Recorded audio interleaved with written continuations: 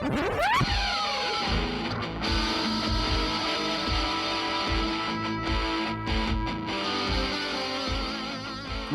you found us. It's the Tenet Podcast. I'm Todd Pearson, coming to you from the 40 West Arts District in Lakewood, Colorado. And joining me is my partner from his home state of South Dakota.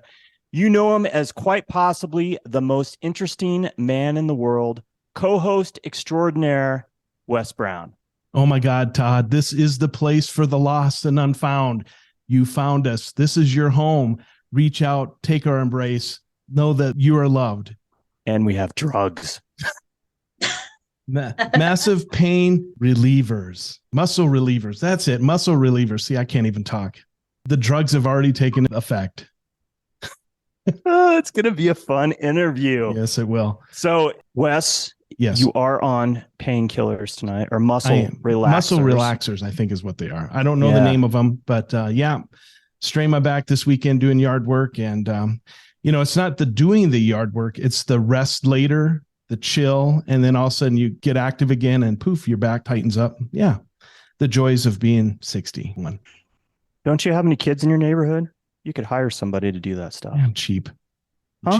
Actually, it's all like old guys running around in their big trucks and charging like $100 or whatever for cutting the grass. Yeah, I don't know where the teenagers are that do it for nothing or for, painkillers. Man, I used to make bank mowing people's yards. Yeah, I know. That was the thing, right? Yeah. Did you do that? I did farm work. So. Oh, that's right. Yeah, I worked on farms and ranches. So. Yeah. Mowed a lot of grass in my time. I bet you did.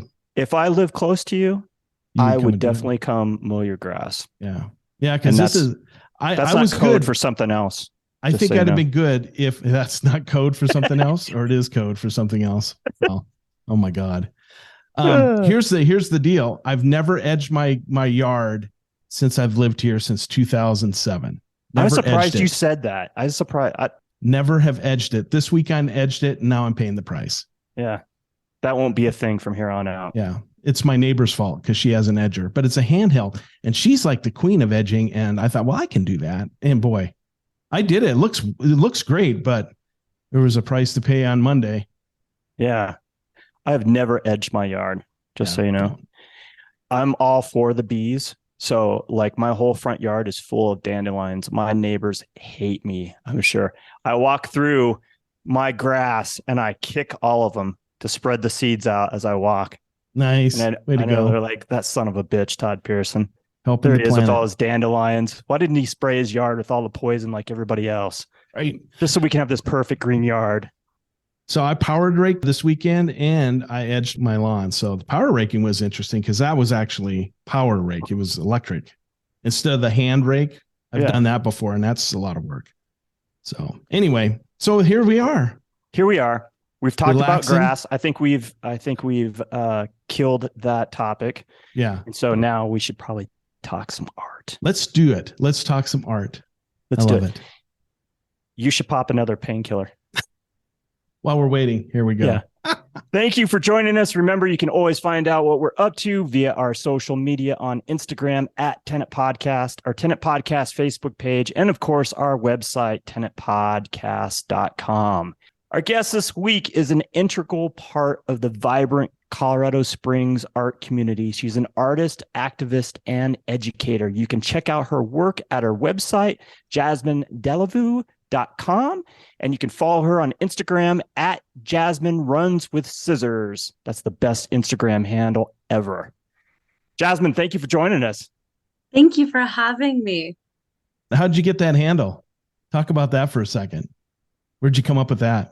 Honestly, one of my favorite books is called Running with Scissors by Augustin Burroughs. And it was one of those like really edgy high school moments where I was like, oh, I'm reading a book that's so much cooler than everyone else. And it like you make it your whole personality for a short while. And then, I mean, I still love the book and everything and the writer. And so I sort of looped myself into it and there, it just seemed to make sense. Artist, scissors, danger. You seem a little dangerous to me. She does, doesn't she? I get that every now and then. Little femme fatale. Yeah. Uh, hey, I mentioned a little bit in the intro of what you do, but that really is pretty topical.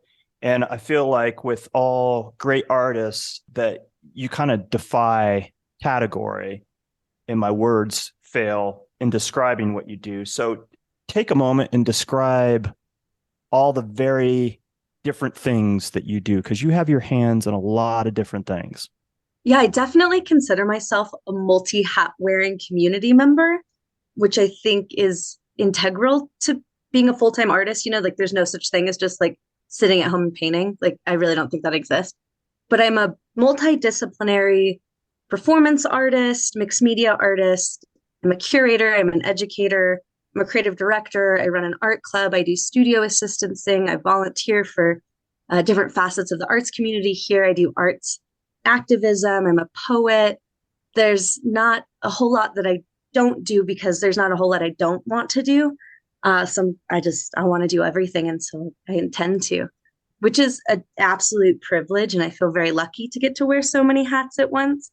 But it comes with a lot of time and love and labor for this community, which is why I choose to wear the many hats that I do.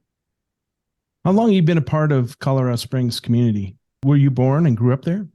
I wasn't born here, but I grew up here, and I really did like find myself as an artist here. And basically right out of college, I kind of hit the ground running and immediately started volunteering and getting my hands into different facets of the community and trying to like get as involved as I possibly could, because I kind of didn't feel like I had any other choice but to do that. I really needed to for like my own well-being.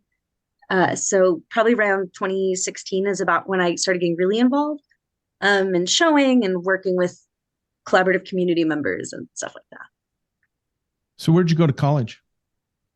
UCCS, proudly. Okay. And what was your degree in?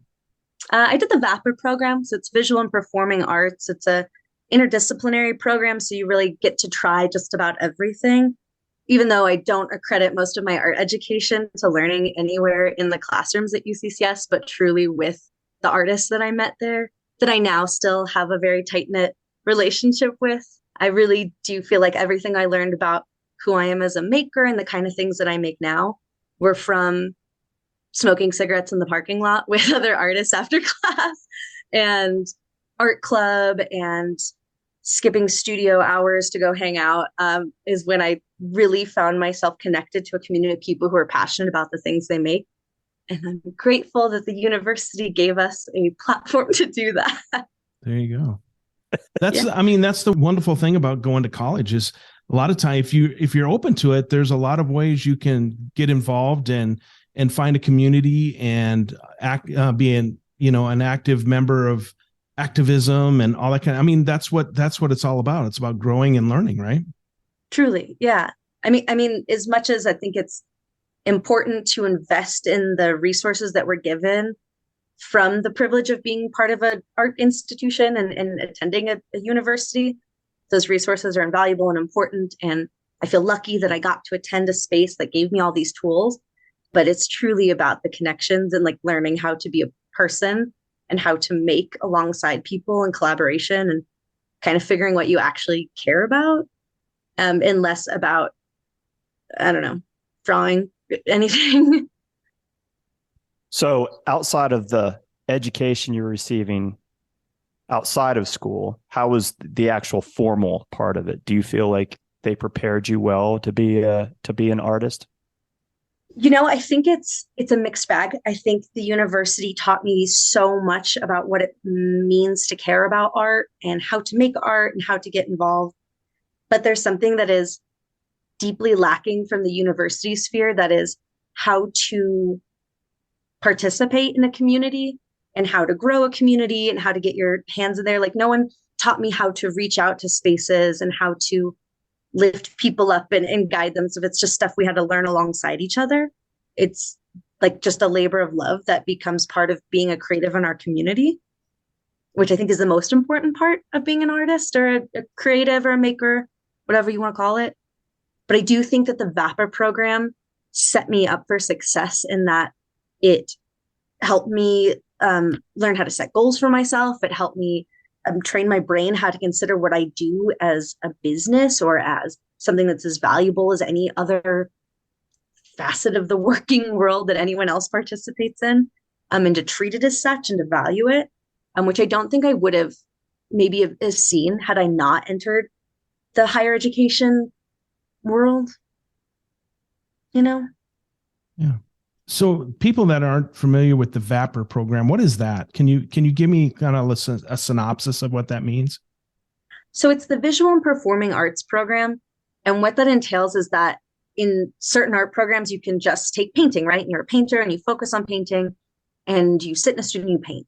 With Visual and Performing Arts, it's sort of mandatory that you cross all disciplines.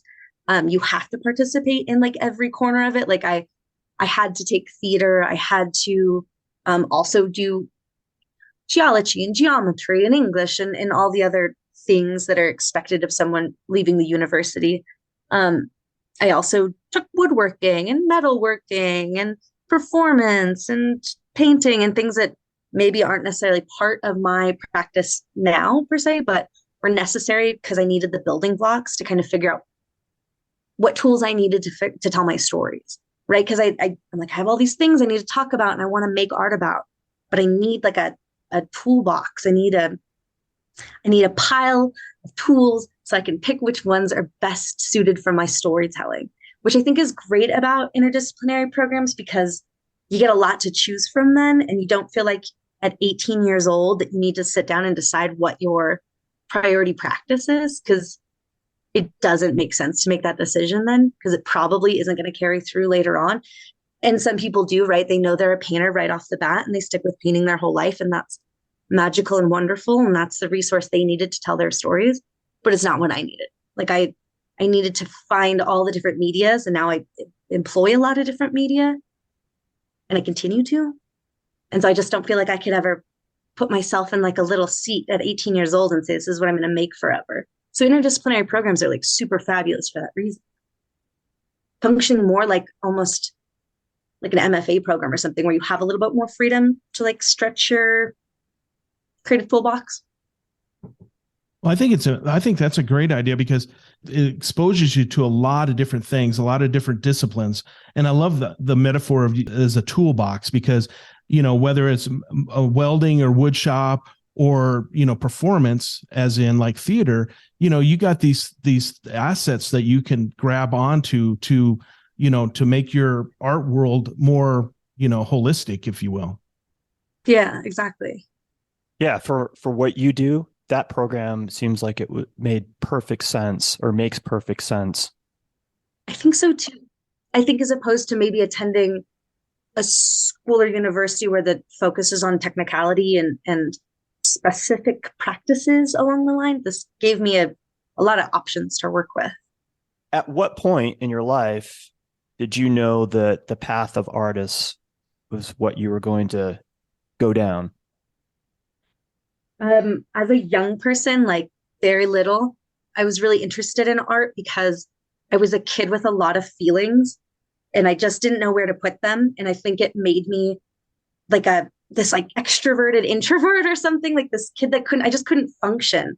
I didn't know where to put my heart that was just like exploding all the time as this little tiny body that was just trying to like get through the world. And so I started making art really, really young. And my mom would like pick up art supplies from garage sales and stuff for me and just let me play with things all the time. And it really helped me figure out how to just like function in the world and not just be like an exploding time bomb everywhere. And so I think I knew early on, not that maybe I was going to be like an artist or whatever, but that I needed to have creative outlets to be a functioning member of society. And so then as I moved into high school, I got really into theater and poetry and finding that there were other ways to express myself that weren't just on paper, and seeing that there were like a wider expanse of ways that I could filter out all these feelings I was feeling all the time. And the necessity of art was still there. So going into college, it felt like the natural decision was to select a VAPA program. I did kind of pitter in and out of it because I was considering education, I was considering business, which turns out you have to be like so good at math for business. So like that didn't last very long. And I'm like moving in and out of programs throughout college. And I was just like, fuck this. This isn't like good for me. I need to be making something, or else I'm just going back to like putting this kid that has all these feelings, doesn't know where to put them, like in the back of the closet. And I didn't deserve to do that to myself. So I'm glad I stuck it out. And then leaving the university, you know, I pittered with different things I wanted to do. And it just kept leading me back to needing to make stuff and share stories and help other people share stories. And so I I mean, what was it, like 2.5 years ago now, almost 3 years ago, I decided to commit to the creative practice as a full-time job for myself. That was a long way of answering your question, but yeah, that's how I'm here. Yeah, that was perfect. So you've been one of these people, and we've, you know, almost every single person we talked to on the podcast, but you're one of these people that is just compelled. You just have to make stuff. Truly. Yeah.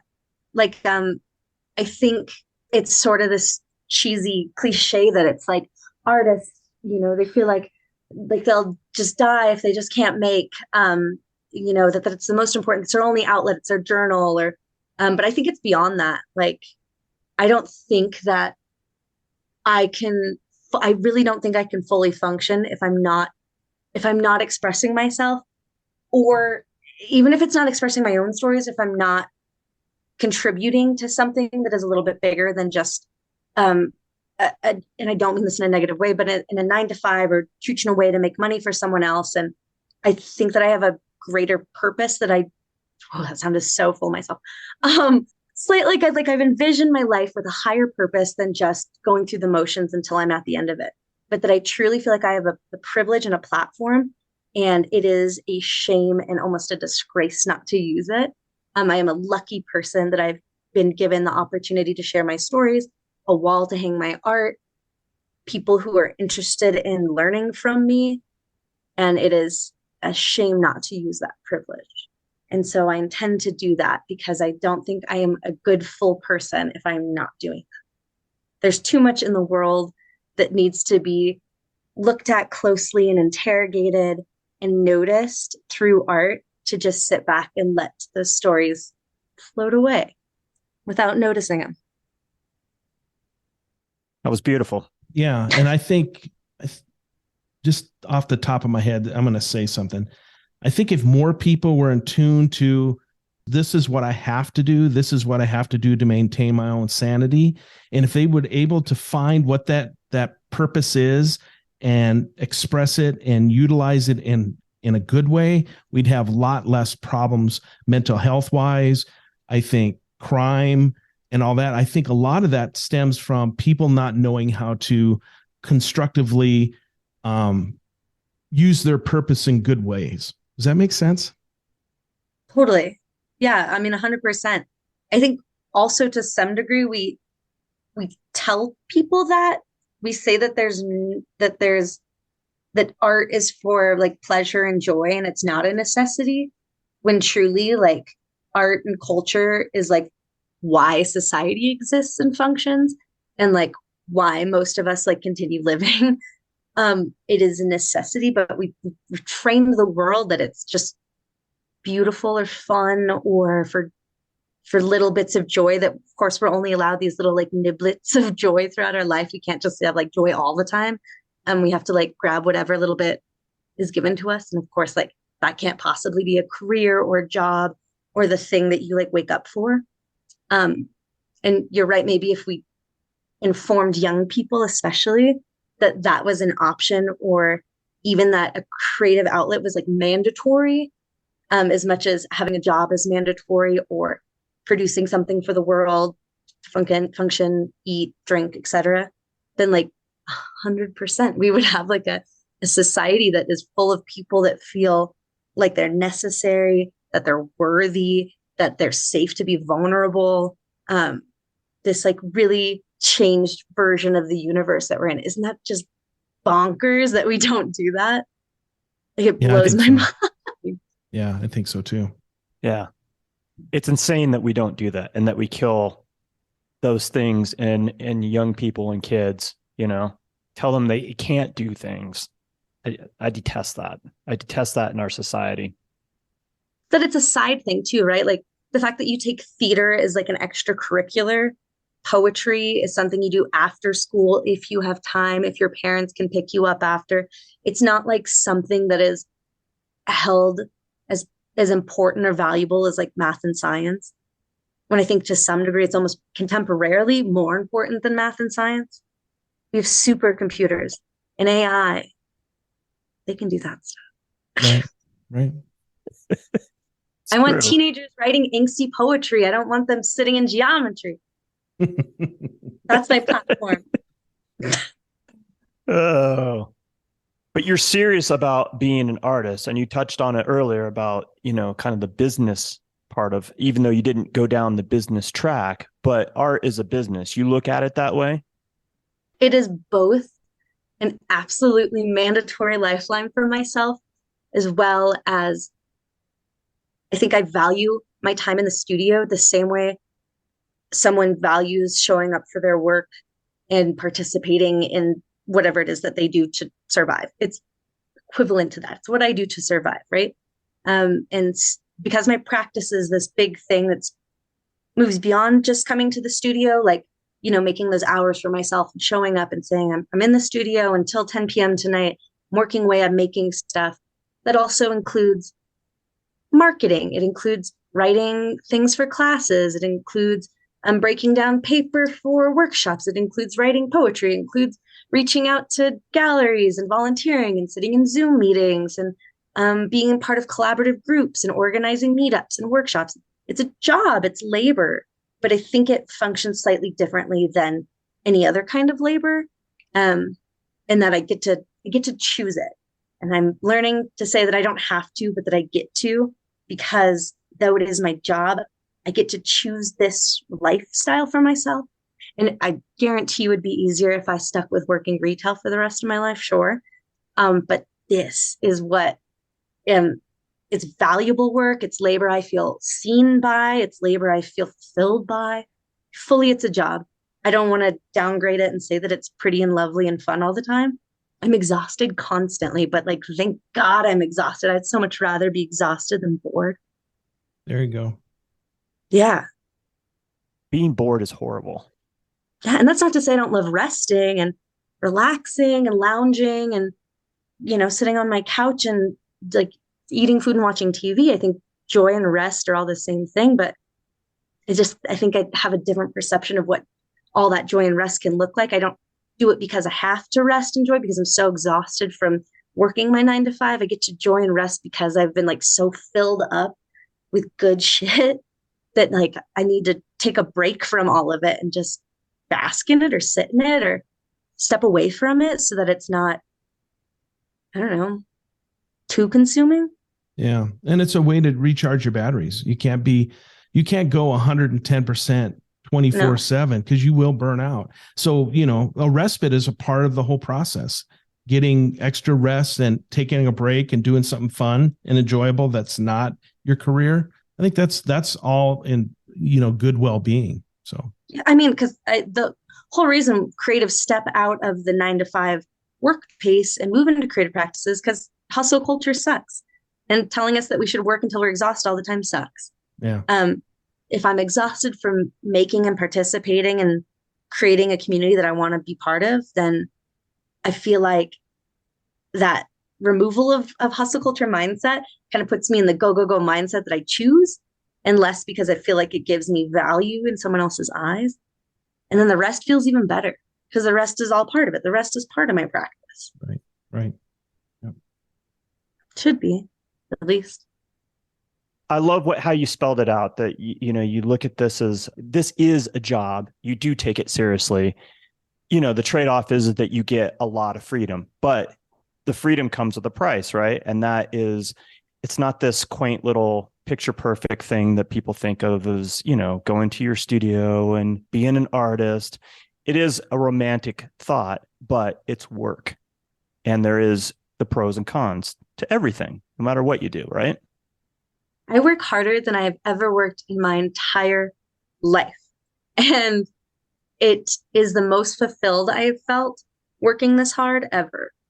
And I think a lot of it is because I keep myself open to all the possibilities and all the junctions that I can take. And right, I think that's the answer to it. I mean, it's not to say that it's not laborious, because it is. I've never worked so hard, but at least I'm working for something that feels worthwhile. Like there's a purpose behind it. And you seem very energized. I mean, you seem like you have a lot of energy anyway, but the fact that you've chosen this path and all the things that you do, you just seem like, just absolutely like what's the word I want to use? Unstoppable, vivacious, you're just killing it. Thank you. I feel like I have to. I feel like if I don't go out there and give this very short life I've been given everything I've got and do the best to create this community that I'm so passionate about and so grateful to be part of, if I'm not participating in that and doing something to make it worthwhile to stay in, then I feel as though I'm wasting my time, and I am just going to let all the old guard that's been here making decisions about our community keep doing that. And I refuse. I refuse. I won't sit by and let people think that our community is boring, or that there's nothing to do, or that it is not diverse enough that they don't fit into it. I refuse. I won't allow our community to be that way.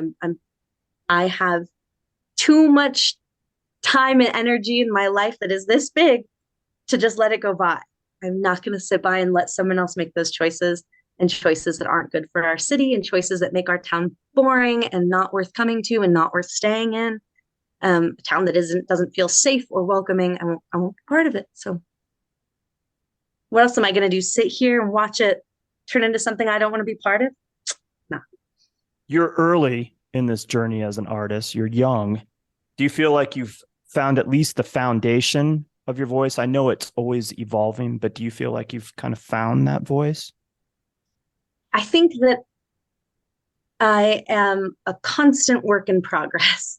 And I like that. And I like that I'm willing to be open to change and new ideas and new thought processes. And I'm still figuring myself out, and I'm willing to always be trying to figure myself out. I do feel like because I jumped into the game so hard and fast and with so much passion, that I have really found my seat at the table. And I spent a lot of time fighting for that seat.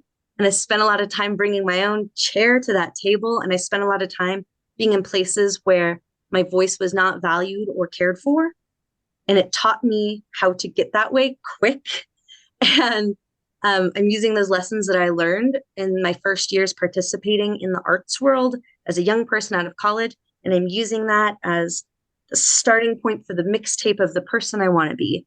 And being ready to pivot and being ready to change when new information comes my way, of a way to be a better community member or participant or leader or cheerleader. I really don't think I'm ever going to just be this one person. I think I'm going to be this ever evolving human that's just fighting to find, I don't know, the next version of myself. So I think a lot of people think I'm like really hella confident or like in my bag all the time. And that makes me feel really loved and cared for when people say that, because I really am just like, I feel like I'm just this bubbling creature full of ideas and energy, and I don't know where to put it all the time. And I don't know who I am all the time. I'm just a person with a lot of ideas, and I want to put them in the right places. So full circle. I don't know. I like to think that I'm going to be a bunch of different people in my life. And so I know my voice, and I know how to find it, and I know all the work I did to get there, and I'm going to keep doing the work. I love the mixtape analogy. And when I was preparing for this interview this afternoon, I was kind of thinking about you, that, we've only had very brief interaction, but from what I ascertained in that first meeting, and then looking at your work and watching some videos, I had written down a few words that kind of, I thought, described you. I don't know if they'll resonate with you or not, but I definitely feel this about you. So one of it was dreamer, visionary, and then strong, because I definitely feel that strength that just kind of emanates off of you. That is so kind. Thank you. Thank you. I think what's so crazy is that these words that you've selected are really like kind of part of like my ever growing list of sort of affirmation language. And it is that I want to become this person that has a voice that, you know, my mother and my abuela and the women before her did not have, or did not have these seats for, and to dream myself into that version of myself, to be as strong as I can and as situated as I can in who I feel like I need to be, so that I can honor the experiences of these people who put me here and help me get here, and the ancestors behind me that did all this labor and work to survive, so I can sit here with you guys and tell my story. That all those words are just an accumulation of all these people who helped me be that. You know, I'm just a mixtape. I'm just this thing that is the product of all the people around me who push me to dream and push me to be strong, and have let me be nothing but, which I thought at one point in my life was a harder task than something I could carry. I didn't think that that was a thing that people like me could do. And I now know that because of all the work that these people behind me done, the dreaming, the strength, the perseverance, that I can, and I will set up spaces for other people to do that too. Because right now I'm making lifelong patterns for myself. Right now I'm moving towards this infinite version of myself, and so that I can help other people move into infinite versions of their selves and be vulnerable and tear their little hearts open. And they can't do that work, and I can't ask them to do that work if I'm not willing to do that work. So I think the strength is necessary. And it's not to say I'm strong all the time. I love that sometimes I'm allowed to be this weak person who is feeble and sensitive and hyper emotional and intense. And I'm allowed that. I'm allowed all those things. But through vitality and strength and holding myself accountable to all these big dreams that people have set up for me, and held me to as I've grown into the person I am, I think I can better help people feel as though they have that option too. And I think people who are strong in their presence and stick to who they are and present themselves strongly make other people feel safe to do that, or at least that they can like crack the door open and you can come in behind and like sit safely side by side with people who feel strong in their beliefs and who they are. At least that's how I've witnessed it. I was raised by this strong Latina woman. She was single and went through so much hardship, and she set me up on this place of perseverance that sometimes I feel angry about, where I'm like, I don't want to be strong and tough, and I want to just sit back and let other people do the work. And then she holds me to a higher standard, because she knows that she did the work, and women before her did the work, and the people around her have done the work, so that we have to continue doing that. And I want to continue doing that. And I surrender myself to the labor of it all. I'm willing to. Well, that's the key, is you had a parental figure that allowed you or showed you how to be strong. And then you're wise enough. And this is the interesting, I think, that sets you apart from a lot of younger people, is you're wise enough to know at this very young age that you're an evolving person, that who you are today is not who you're going to be tomorrow. That even though life seems like it's like life is long, it's short. It's a short time that we're here. And if you don't try to find out who you are now and recognize that who you are in this moment is not who you're going to be 5 years from now, 10 years from now. That's what I really respect from you, is the fact that you've already, at your young age, you've already accepted that. And man, that's key when it comes to being a powerful, confident woman in today's society. You got to have those kind of strengths. And I think you have them in spades. Well, thank you. Yeah.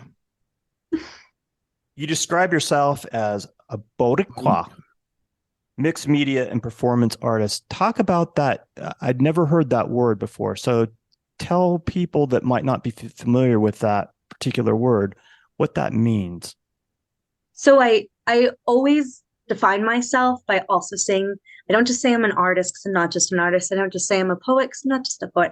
I am a Boricua artist. I'm a Boricua poet because my family comes from Puerto Rico, which is a complex and diverse and all over storyline.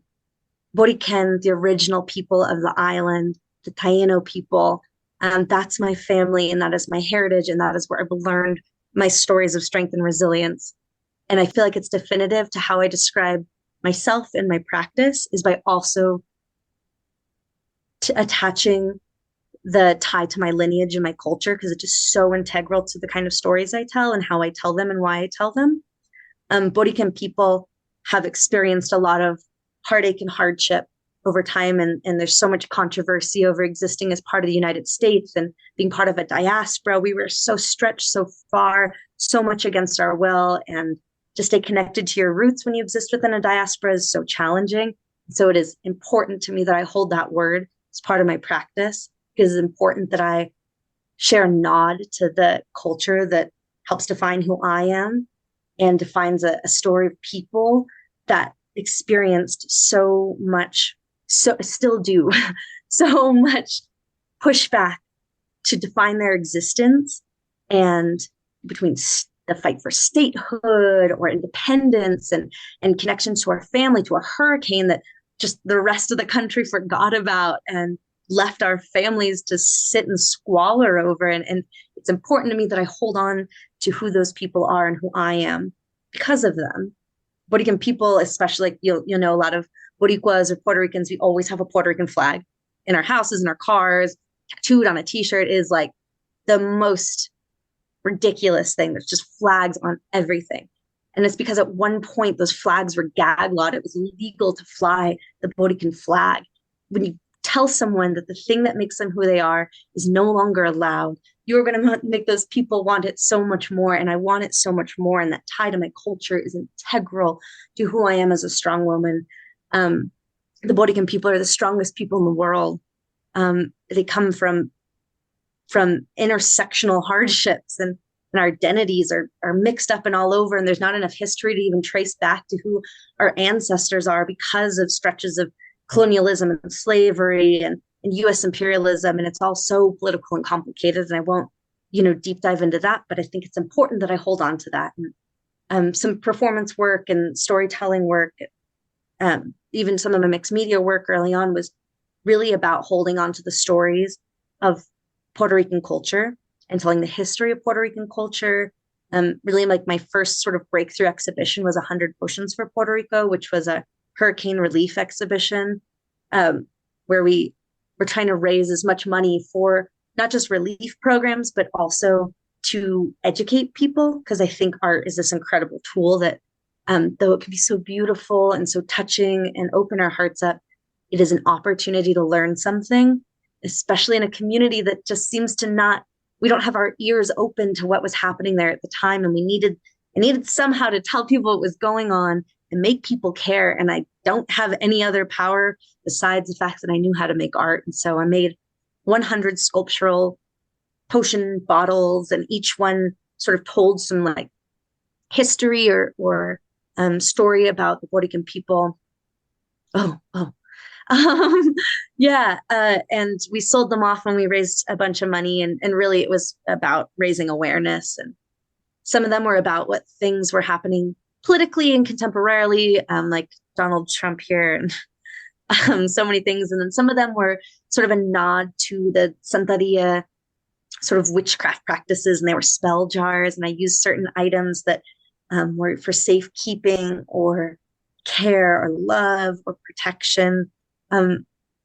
Essentially writing 100 spells for my family, wanting to give them grace and protection and care that the rest of the world wasn't giving at the time. I love the thought behind this. Now, tell me, did you grow up, was your mom, did she bring that to how you were raised as far as the culture of Puerto Rico? Yeah. It's so interesting because I have two other siblings, but they were really raised with my father, and I was strictly raised by my mother. And my mom is the most Puerto Rican you'll ever meet. And she is like, we call like Latina AF. Like, she made it really important that talking about Puerto Rican heritage was really important in our household.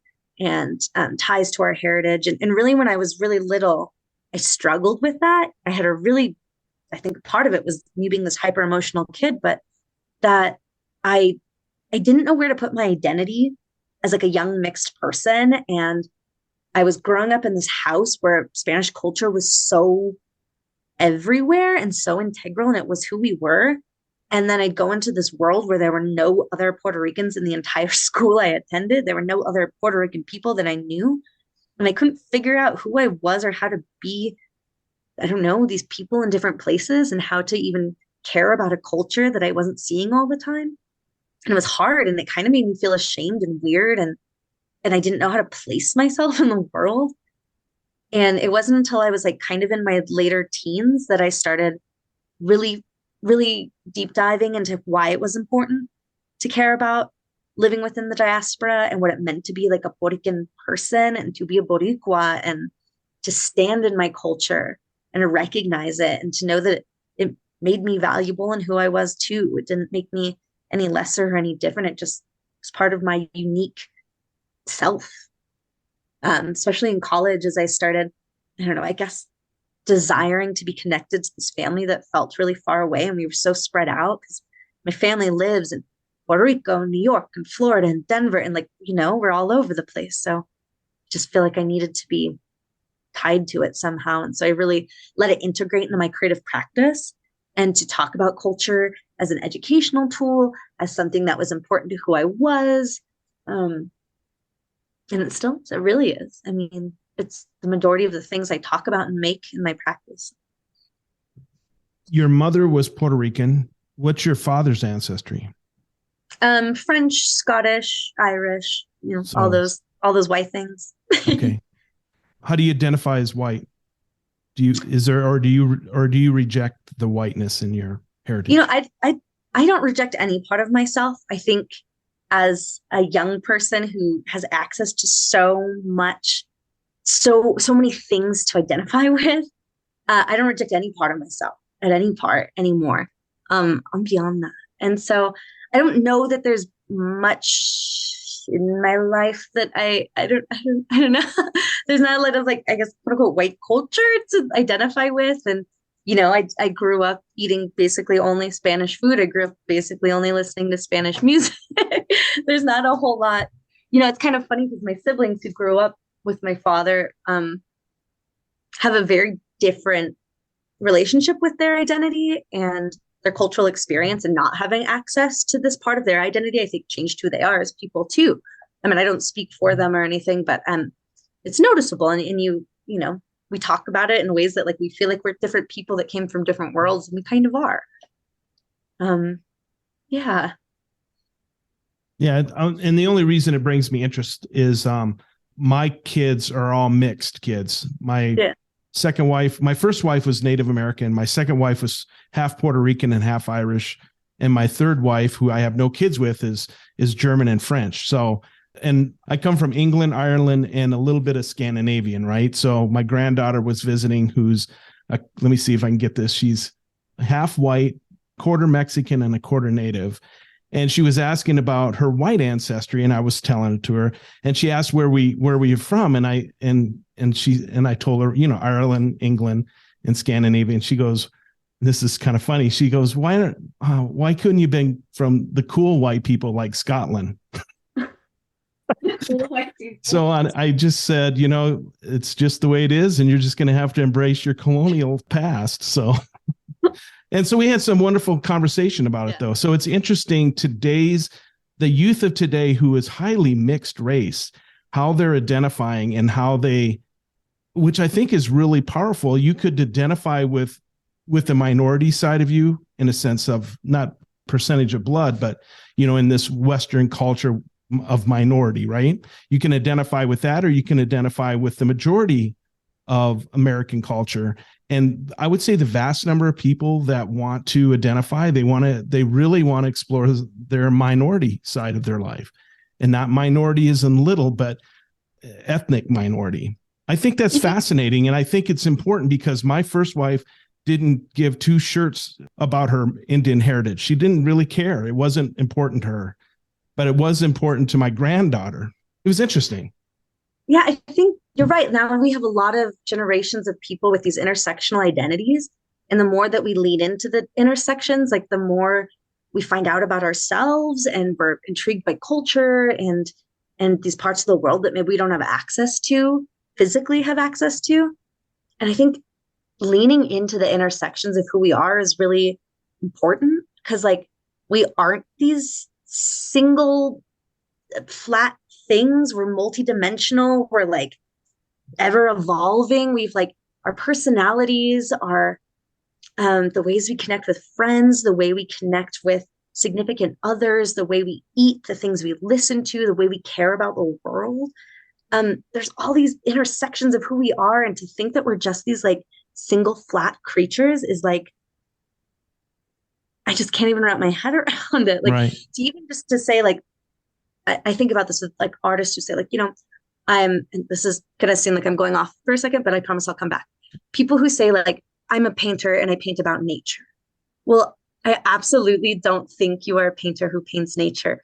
You are a person with an experience who feels like uniquely tied to something that you saw. And why do you feel uniquely tied to that? What did it talk to you about? And is it because you had an interesting experience as a child in nature? Is it a certain place? Is it the way that you see the world? Because your lens is so unique. And to just pretend that we can just sit here and look at flowers and put them on paper is mind blowing to me. I do not understand it. And I'm so tired of people putting themselves in boxes like these simple creatures. We are too big and diverse and complicated and wonderful to say that we are painters who paint flowers. Absolutely, you're not. I don't believe it. It's self-portraiture. It's, I don't know, abstraction of the heart or something. It's so much bigger than these boring words we put on ourselves. But going back, sorry, that truly we have to investigate all the intersections of ourselves, because we're too interesting and exciting, too human to just sit with the simple idea of who we can be. So boring, so tired. Thanks for indulging me. I was just kind of curious what your thoughts were, but yeah, totally. Yeah. It's very complex, and to It just is. take everything at face value, I don't understand that mindset. But I mean, obviously that's the world that we live in a lot of times, or we observe, if you're paying attention to what's going on around you. You talked about like kind of struggling with your identity in your youth and feeling ashamed. Is that because other people made you feel that way, or you just didn't have as strong of a connection as you would have liked to the Puerto Rican culture?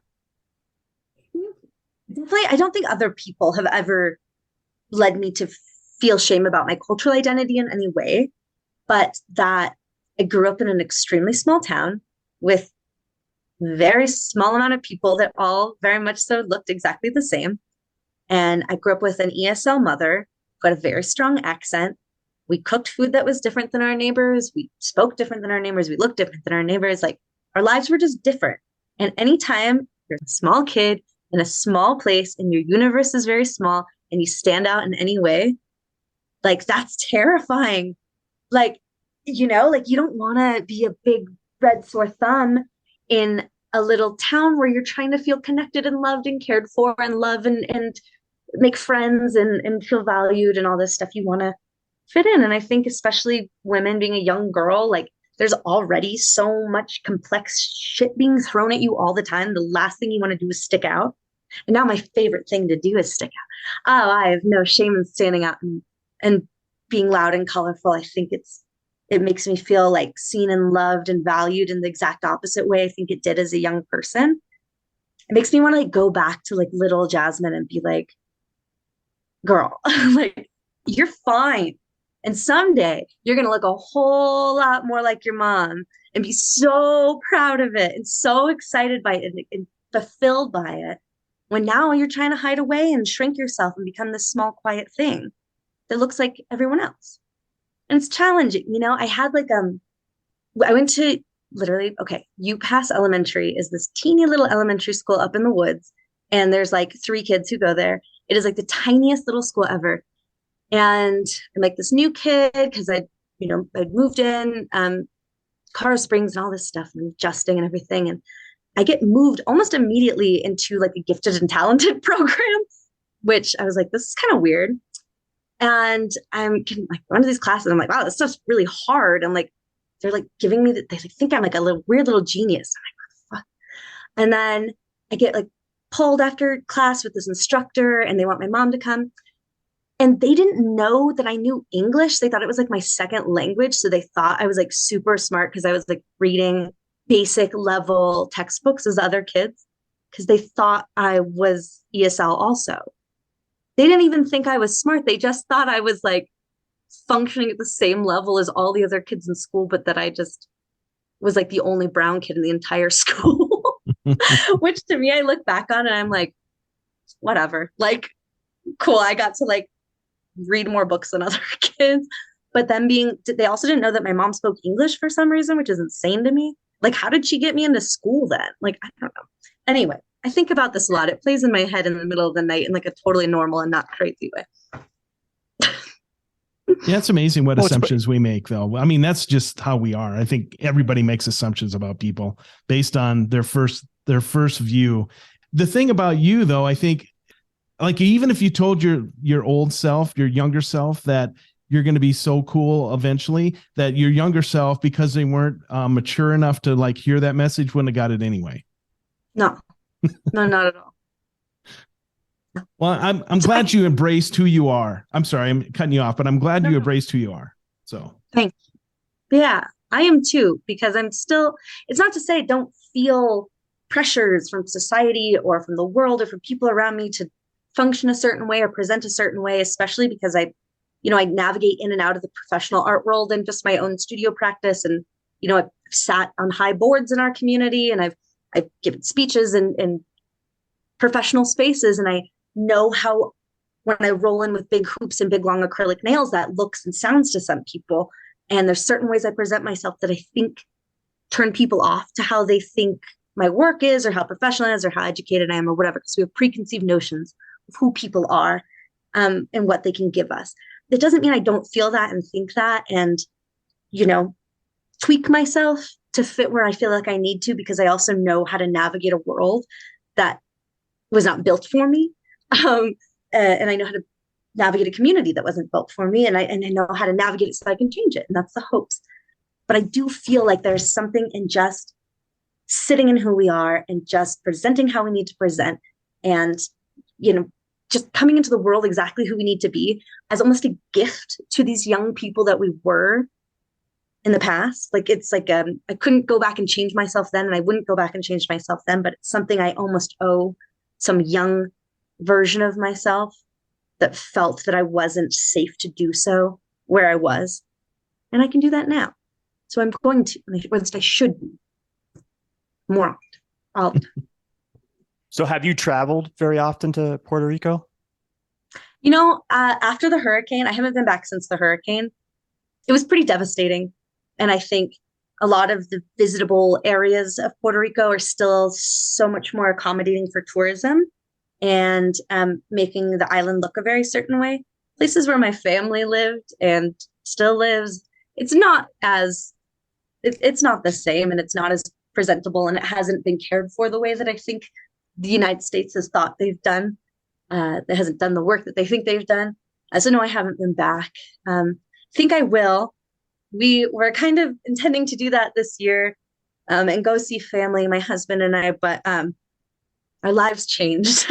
And so we're pivoting. And so there's not much travels on our list right now. And we're adjusting to a new life. We just bought a house, which is exciting and something that most people my age are probably never going to be able to do. So we decided that we would put traveling aside and do the grown-up thing.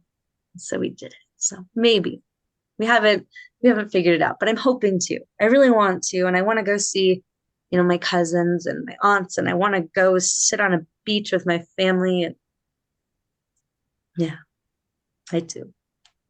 Well, congratulations on your new house. That's awesome.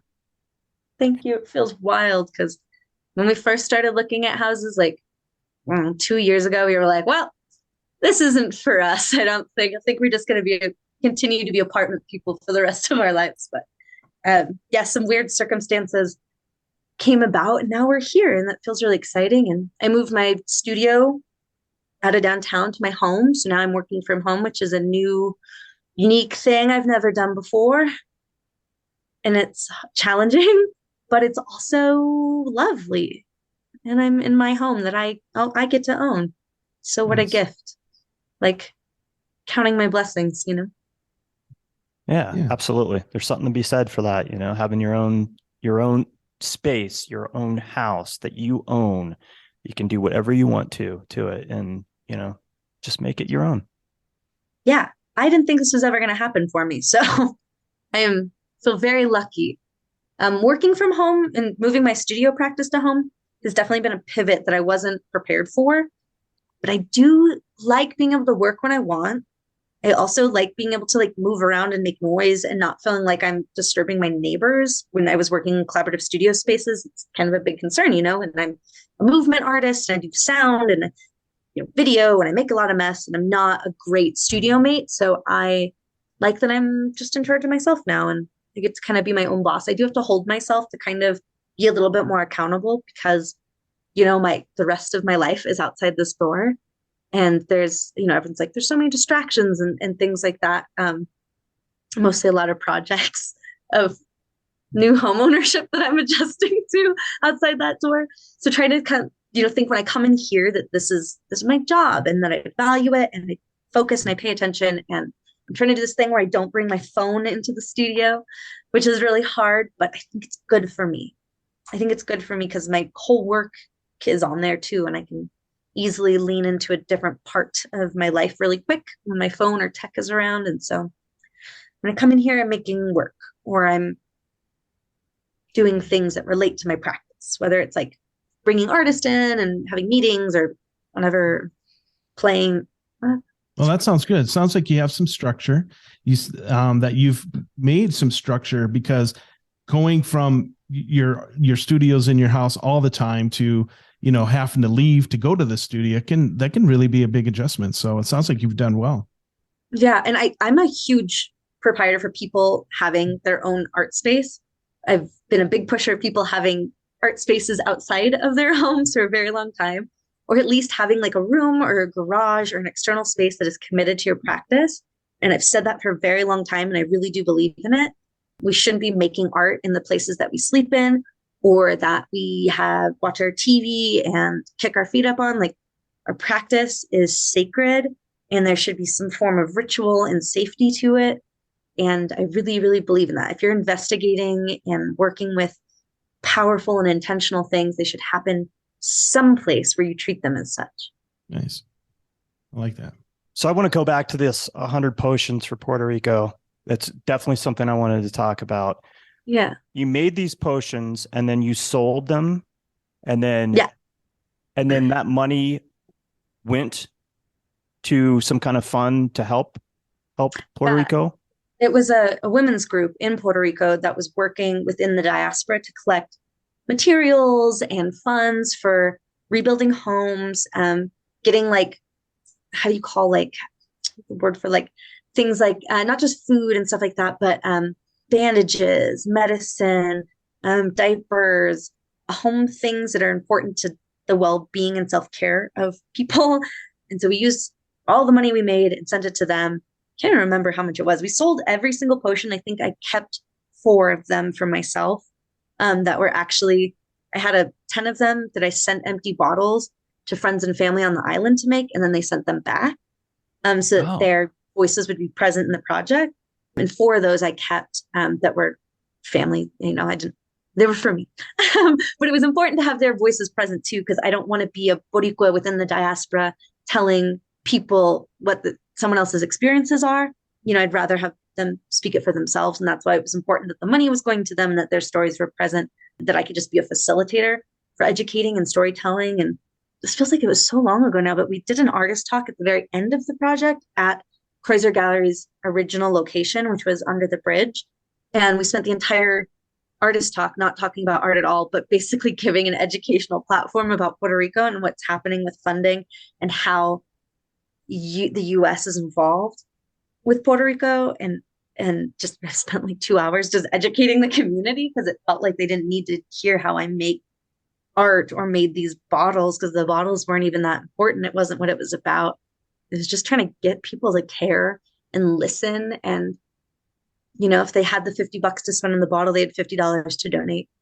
I just couldn't see how anyone could be spending money on a piece of art and not that at the time. So, yeah. So it was a door that you could open to conversation about what was happening there.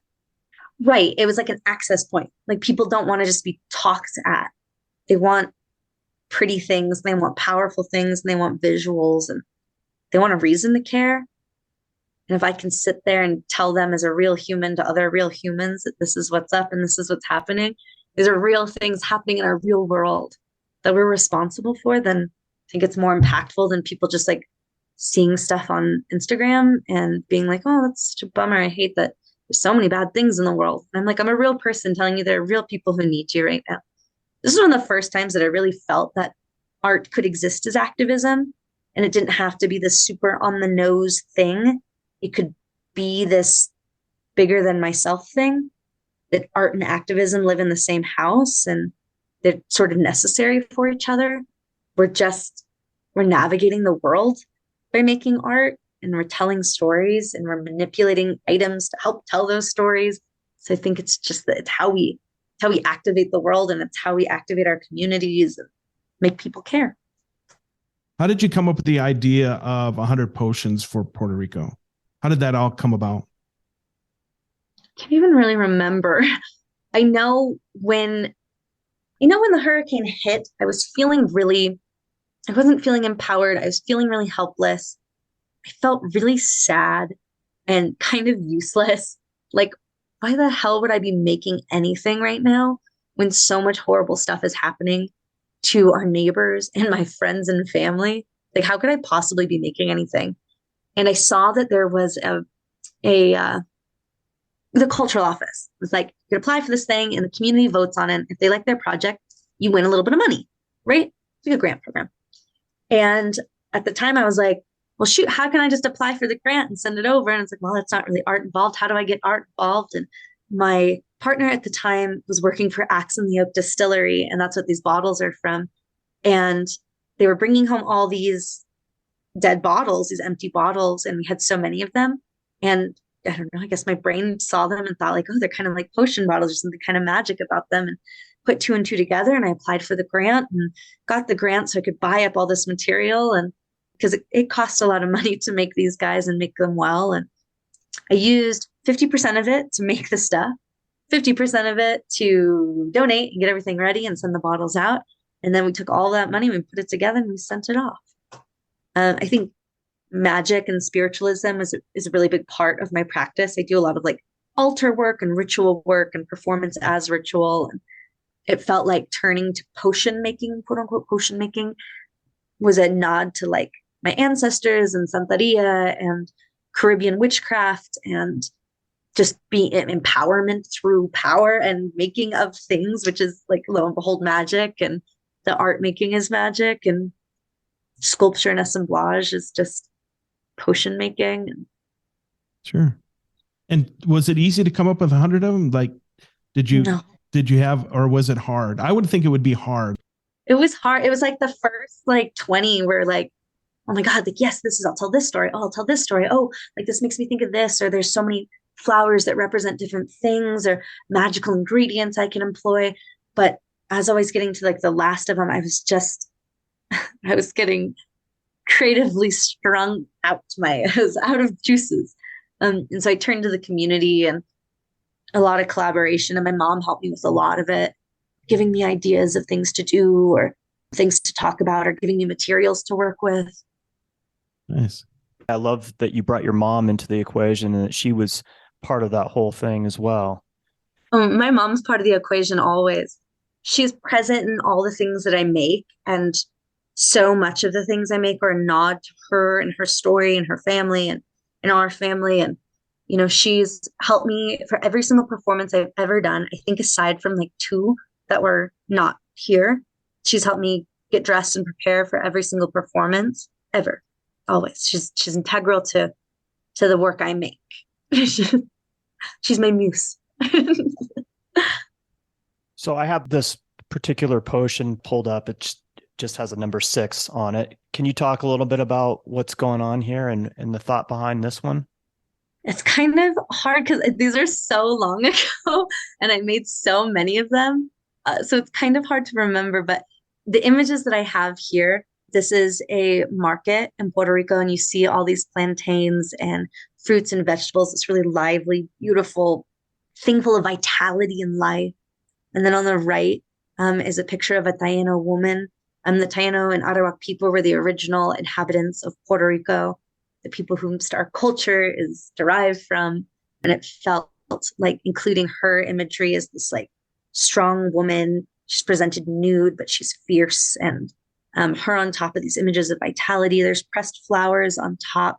I think that those are pressed lilacs. I can't remember. And inside, I know those are filled with herbs and flowers and oils. All of them are super fragrant because they're packed full of oils. So they really are magic potions, things that allude to vitality and life. A lot of them I used salt in because salt is like a protective element. It's dressed on top with white wax and white candles. Or, we use white candles in a lot of different magic practices, but in Santeria specifically, you use them as sort of like these clarity candles, these neutral yet protective and safe holding items. At top, I have this little yellow fringe. A lot of it's like these vintage materials that I was cutting up to give them kind of something that made them feel like special, elevated, kind of holy. There's a lot of gold in the bottles, things that kind of almost allude to like Catholicism or religion. They just feel like a little special, like they could sit on an altar. Nice. I forgot about so many of these. I'm telling you, there were so many of them in my little tiny studio. They're really beautiful and intriguing. Like I wish I would have been able to experience this firsthand, but I love the concept and the idea that it facilitated some help. The money went to essential items for people that didn't have or weren't getting these items that, we just take for granted, right? But yeah, fantastic project. And this is really the catalyst for kind of the foundation that you've built on from here on out. I think this was like the starting point where I felt like I had the ability to use art as a route for activism. And though a lot of my stories have developed and grown and changed over the years, I think it's still integral to me that my practice is rooted in something that is bigger than myself. Though a lot of it may feel like self-portraiture, a performance artist is one person on a stage telling a story about themselves. That self-portraiture can also be an activation for doing something better, whether it's educating people on things they don't know about, whether it's interrogating complicated dichotomies, whether it's manipulating familiar imagery so it makes us think a little bit deeper about what we're looking at. I think when we're investigating these complicated things, it becomes sort of a catalyst for activism, for changing the world, for changing our communities, for making people think a little bit bigger and wider than just looking at something beautiful. And hard things can be beautiful. Tenet wants to acknowledge our media sponsor, New Magazine. That's NUE. You can follow both the national and the Denver edition of New Magazine on Instagram. The national edition can be found at new_magazine, and the Denver edition at new_Denver_magazine. And I want to share with you something very exciting. Check out the newly launched New Denver Gallery Guide. Look for the signage that says New Denver Gallery Guide that has a QR code. Scan it with your phone, and you have instant access to a comprehensive digital guide to Denver's finest galleries and exhibitions. Find this QR code in your favorite gallery, hotel, or coffee shop as you visit and explore Denver.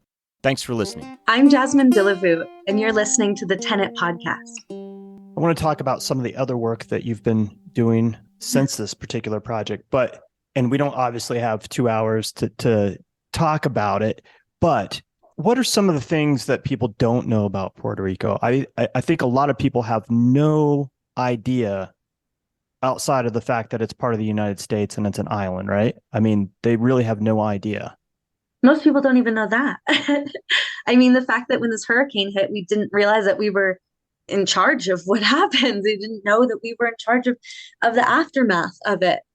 Puerto Rico is sort of like this weird stepchild that hangs out back and we don't even know about where they came from. The fact that we exist within this diaspora as our culture gets stretched out really, really far and our stories get stretched out. And so we don't have these large, tight-knit communities of storytelling opportunities. And I think people don't really, like, they see it as this beautiful, rich island that we are. I mean, it's absolutely moving, right?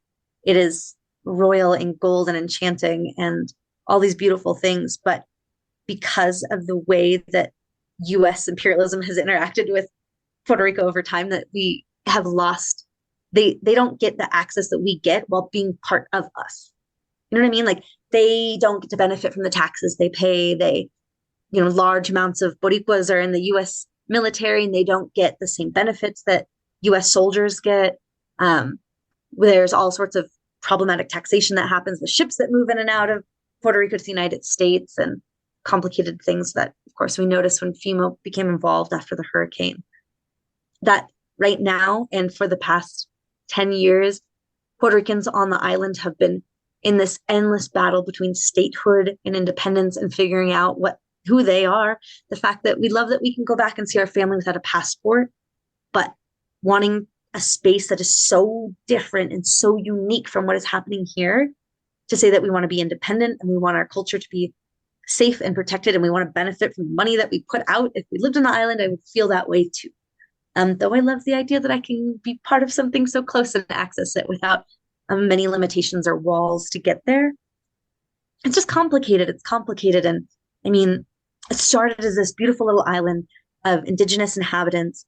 And then we have Spanish invasion coming in. We have slaves being pulled to and from the island. You have this culture that is comprised of all these different identities all at once.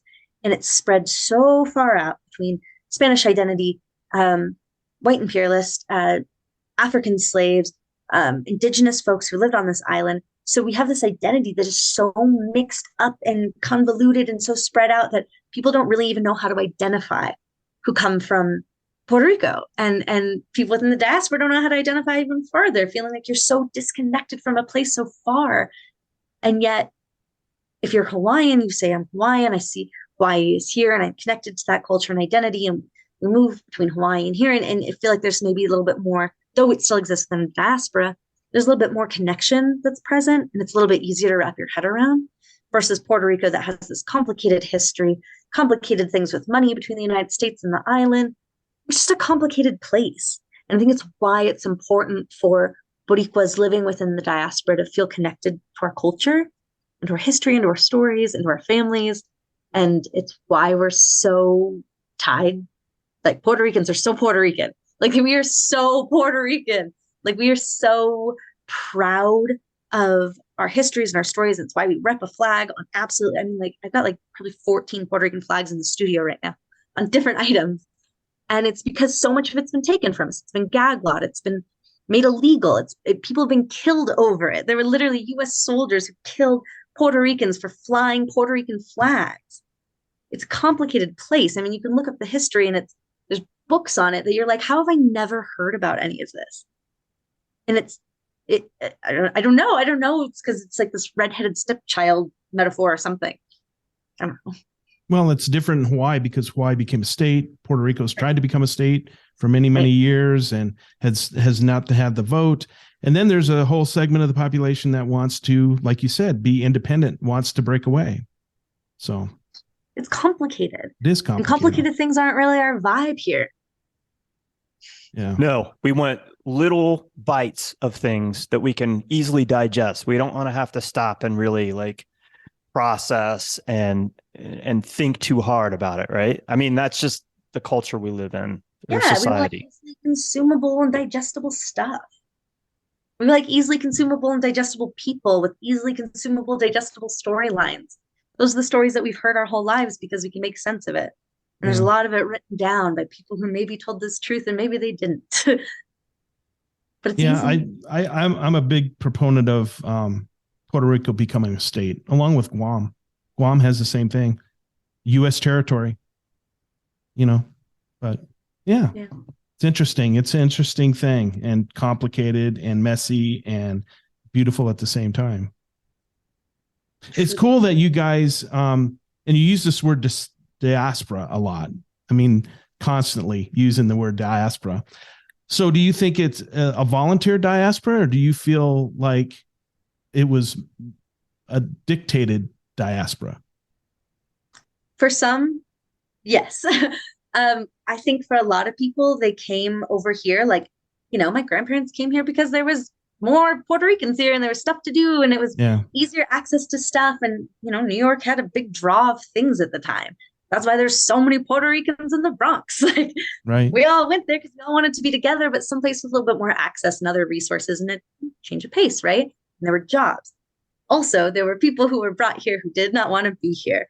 And people who came here with promises of jobs or military access who long ago thought that sounded great and they could send money back to their families. Turns out that was not what happened. And there's a lot of people who ended up here who really don't want to be here anymore. And now there's no place to go back to, unfortunately, because the places that were there are been demolished by a hurricane that we thought now in picturesque tourist pictures look so clean and pristine and the beaches are beautiful.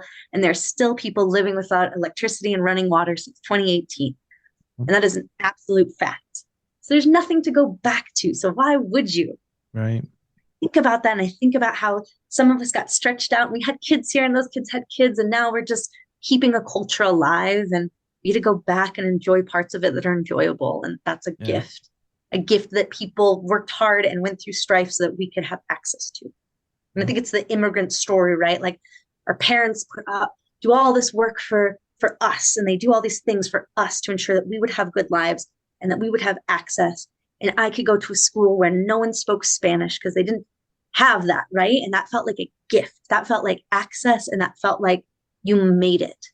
Truly, to be in a place where everyone speaks English and everyone has a house and everyone has a backyard and everyone can go to the grocery store, order things online and they get delivered to your house. That is the American dream. That is such a goal. And you don't realize how special that privilege is until you get these immigrant stories that say like, I worked so hard for you. I did all this for you. And so I know for me, all my ancestors, all my family, they did that for me because they wanted me to have a good life. They worked hard. And I hold on to that. And I value that. And I feel empowered by that. It's amazing. And a little guilty. Just kidding. A little guilty, huh?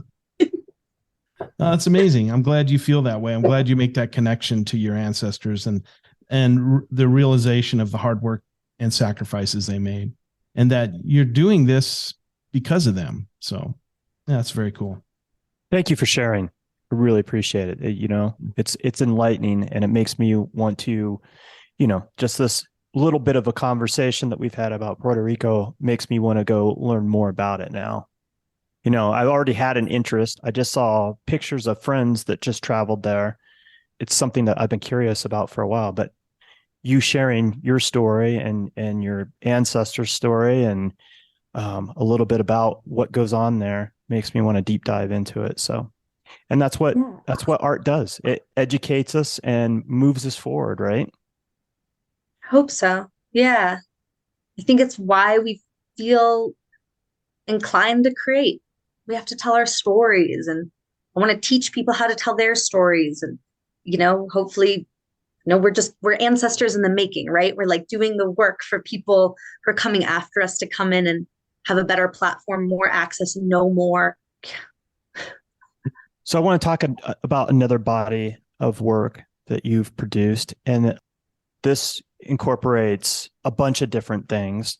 This is called Viva Voce. Is that how you pronounce it? Viva Voce, yeah. It's Voce. Okay. Yeah. This is a piece that I've now done a couple times, and it's also the catalyst for all my Boca Sucia work, which is those lipstick printmaking pieces that I've been doing over the past 2 years. And I really I'm like in something right now with it. Like I'm just really invested, and I'm sitting with it, and lipstick is just like taking over my brain right now. And it's like all I think about. And I think lipstick's like the most powerful tool in the whole world. And I can tell you more about why I think that. But Viva Voce in particular is this piece where I'm translating stories literally translating stories that I'm hearing onto paper with my mouth, the most simple way. And I have these audio recordings of my abuela, both my tias and my mom. And in this one, they were just simply reciting their recipe off the top of their head of how to make Spanish rice. And I have it sort of layered and collaged together. And so I'm applying lipstick, recording it onto the paper as quickly as I can, reapplying the lipstick so I can keep making the forms. So I'm using the mouth as a sort of hieroglyphic making tool, but the lipstick is integral to this because it is, I could just be using like my wet mouth, or I could, put paint on my mouth, or I could put charcoal on my mouth. There's so many things I could be doing, but the lipstick to tell the story is not just telling the story. It's not just, we're reciting and transmuting cultural history in real time and continuing the stories of our families, keeping them alive. But the lipstick informs femininity. It situates vitality and sex and war paint and these things that lipstick stands for. I think it's like this like standing beacon of femininity. And I'm really interested in femininity right now as a medium and sort of the remythification of femininity. But it's kind of like when we can interrogate the dichotomies of gender, like femininity and what being a woman is, in this like strange binary that's so situated in my culture, right? But I can investigate it and manipulate it and put it in front of the viewer to make them think about it and confront it. And it's this powerful tool. It's red. It looks like blood. It's so intense. There's like no other medium I could possibly be using that feels like what lipstick feels like to me. And so I can't stop making these things. Like I've got like probably like 100 lipstick pieces on my wall right now. I just like keep finding ways that it's informing these stories about stuff I'm into, which right now I'm into the remythification of femininity.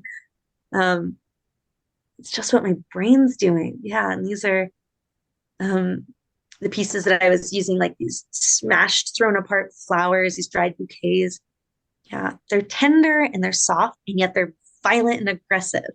And lipstick is like this beautification. It makes us feel like soft and pretty and beautiful, but red lipstick has been this identifier of sort of like over sexualization. It's sort of like hussy color. A lot of older women say like you should never wear red lipstick after a certain age. There's like rules around red lipstick. It's like political and it's loaded, and I love it. I love it as a tool. And I used to think that the lipstick was the tool, or the medium maybe, but it's not. It's like a lipstick is like the avenue I'm using to get to the story about femininity and the body and all the complicated bits that come along with it. So it's really been evolving over the last couple of years. Yeah, I thought it was just going to be this thing that I used as a tool in these performances. But I've been drawn to red lipstick for so long, and it feels like such a nod to my abuela, who like has always rocked a full face of makeup, and she's got bright red hair, and like she's just like oozing with femininity and like vintage intimacy, and now is like this young person who has like access to information and all these different people's stories about how they navigate gender and identity and the body and femininity, which is like political and complicated, and it's a marketing tool and it's its own currency. It's politicized, and I can take all that and I can still nod to the sort of classic feminine femininity that my abuela carries and my grandmother carries and these women around me carry, but also understanding the complexities of it and investigating it and like climbing all over it and figuring out like why lipstick feels like the most vulnerable and most like tough thing in the world at the same time. I love it. I got to admit, when I initially started following you and I got turned on to your work, I didn't quite understand what was going on. I just thought, well, that's a really interesting material to use. I would have never come up with that. I would have never thought of that. And then, as I started to, do a little research and I think it's really interesting. I'd love to see one of these performances that you've done. Are you going to do anything in the near future with this? I just performed a version of Viva Voce at the Emmanuel Art Gallery in Denver a couple of weeks ago, which was a different version of the original version I did. But I'm already like working through a different way to do it that I think will be really impactful, because the second time I did it, I envisioned it as a little bit bigger thing than when I first designed it. And it felt like it made more sense and people got what I was trying to say a little bit more. And all I did was get on my feet when I performed it. And I stood and like was in my body instead of sitting on the ground and like and shortening myself below them. I stood with the audience and I carried this role with me like it was a body, and I moved it in time and let it come out on the floor and let it unroll before everyone right in front of their feet. And I didn't try to tighten it up like I had when I had originally done it. It felt tight and small, and it's not a tight and small story to tell. It's a big story, and I needed to let it roll out in front of everyone and let it be as big as it felt. And so the second time around, I'm like, oh, I need to like embody it more, just be in it and let people see what's happening, be upfront with them and be in them.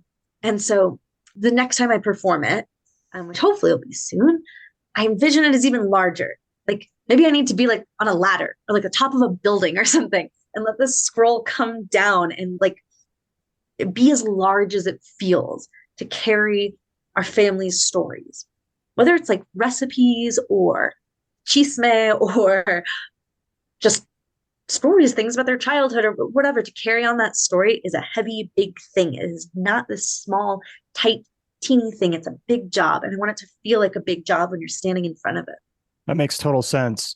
I mean, this is how things get passed on from generation to generation. These stories, these recipes, these little bits of wisdom, right? And it's interesting to hear how it's evolved and how, each performance, like you kind of learn something from it, right? And then, like with this last one, you're like, okay, I think I'm on to something. I like where it's going.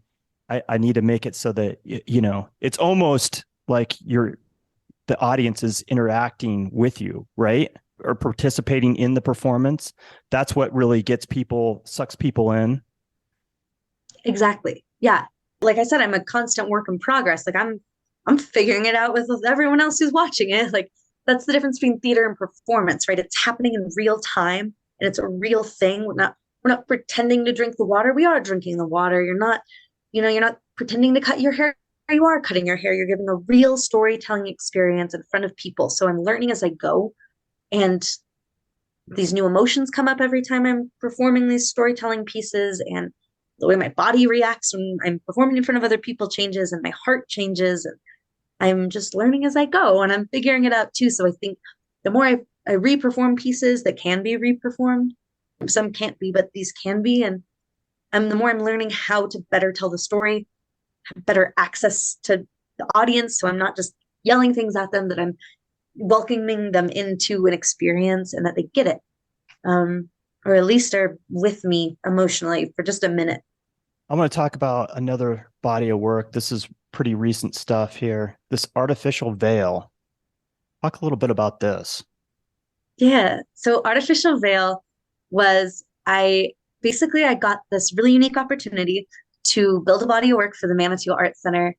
And they had an artist drop out. And so I didn't have a lot of time to build this body of work. It was really quick. And it was literally like a couple weeks before I got married. And these coming months before getting married, I could not think about anything besides marriage and weddings. And my whole universe got transformed, which is what happens when big things in our lives happen. The universe just shrinks around you, and I couldn't possibly be making art about anything besides weddings. And so the work Artificial Veil comes out of me in this really quick paced world. And so I'm just in the studio every night pumping out this work. And I felt like it was like pouring out of my brain. And some of it I don't even genuinely think was that good. It just was so honest. And I was working with this yellow plastic material as sort of a nod to veils and to like yellow veils of Greek mythology, and how we wanted to guard brides in a shield of yellow light before seeing their husbands or whatever, being presentable. And all I could think about was just wedding shit.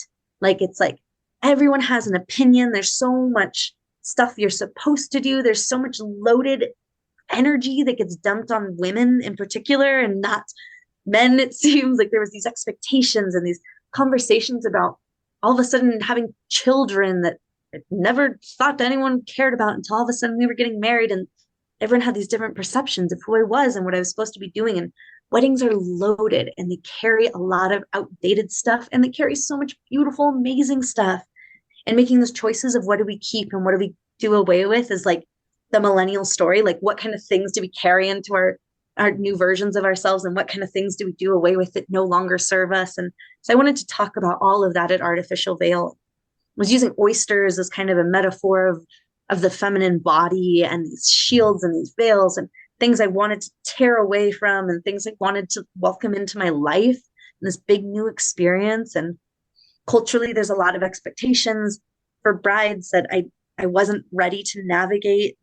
I wanted to put it somewhere, and it felt like a safe place to do it was through this quick exhibition of work. And I was using a lot of melting to seal things because I wanted to talk about preservation. And there's a lot of wax for that reason too. A lot of culturally, weddings are a lot about preserving things, preserving a moment, preserving yourself the night before your husband sees you, preserving the flowers and drying the flowers and saving the invites and making things that people take. And there's a lot of stuff. It's all about saving this one moment. And it's not a lot about just being present with this person you love for just a second in time. It's not about preserving that. It's about preserving all the stuff. And I wanted to talk about that and being this body that was changing all of a sudden, and I didn't realize why. And I wanted to talk about how I was navigating my experiences in real time.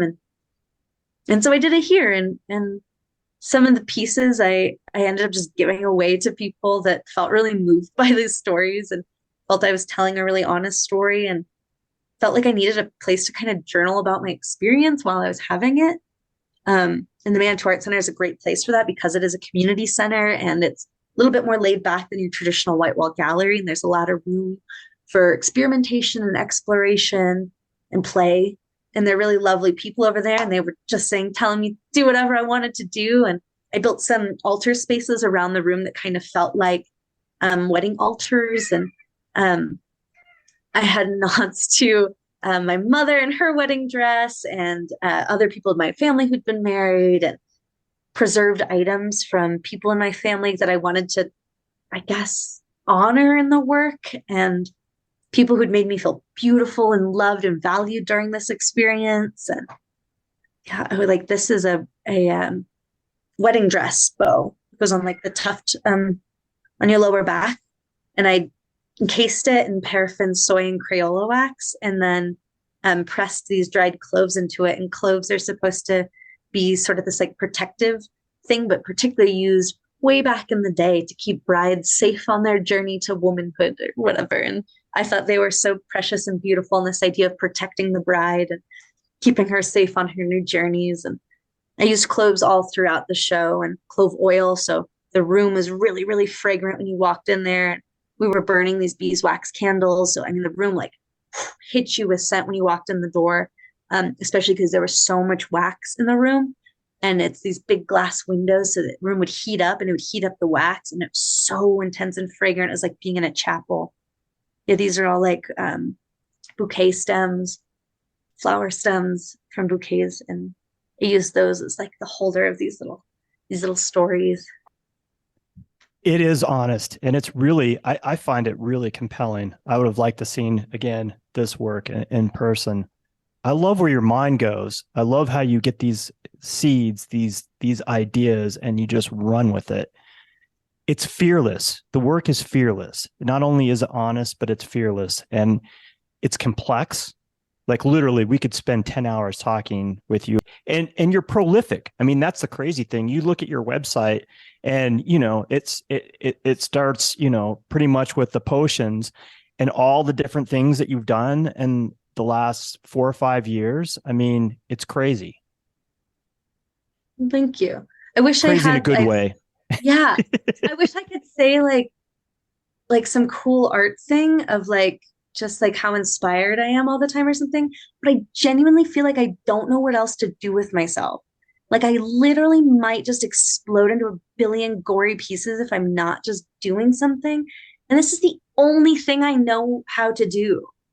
And I like genuinely think that if I don't do it, I'm gonna die, and not like in a dramatic way, but in like a super dramatic way. I just have like a lot of feelings all the time and I have no idea where to put them. And so I put them there instead of throwing my husband into moving traffic. Like I can do so many crazy things, but instead I just like make cool art. Like, doesn't that sound so much better? So ideas are always percolating in your head, always. Kind of always. Yeah. I mean, like I started doing these stream of consciousness writings on I have like a pile of them up here.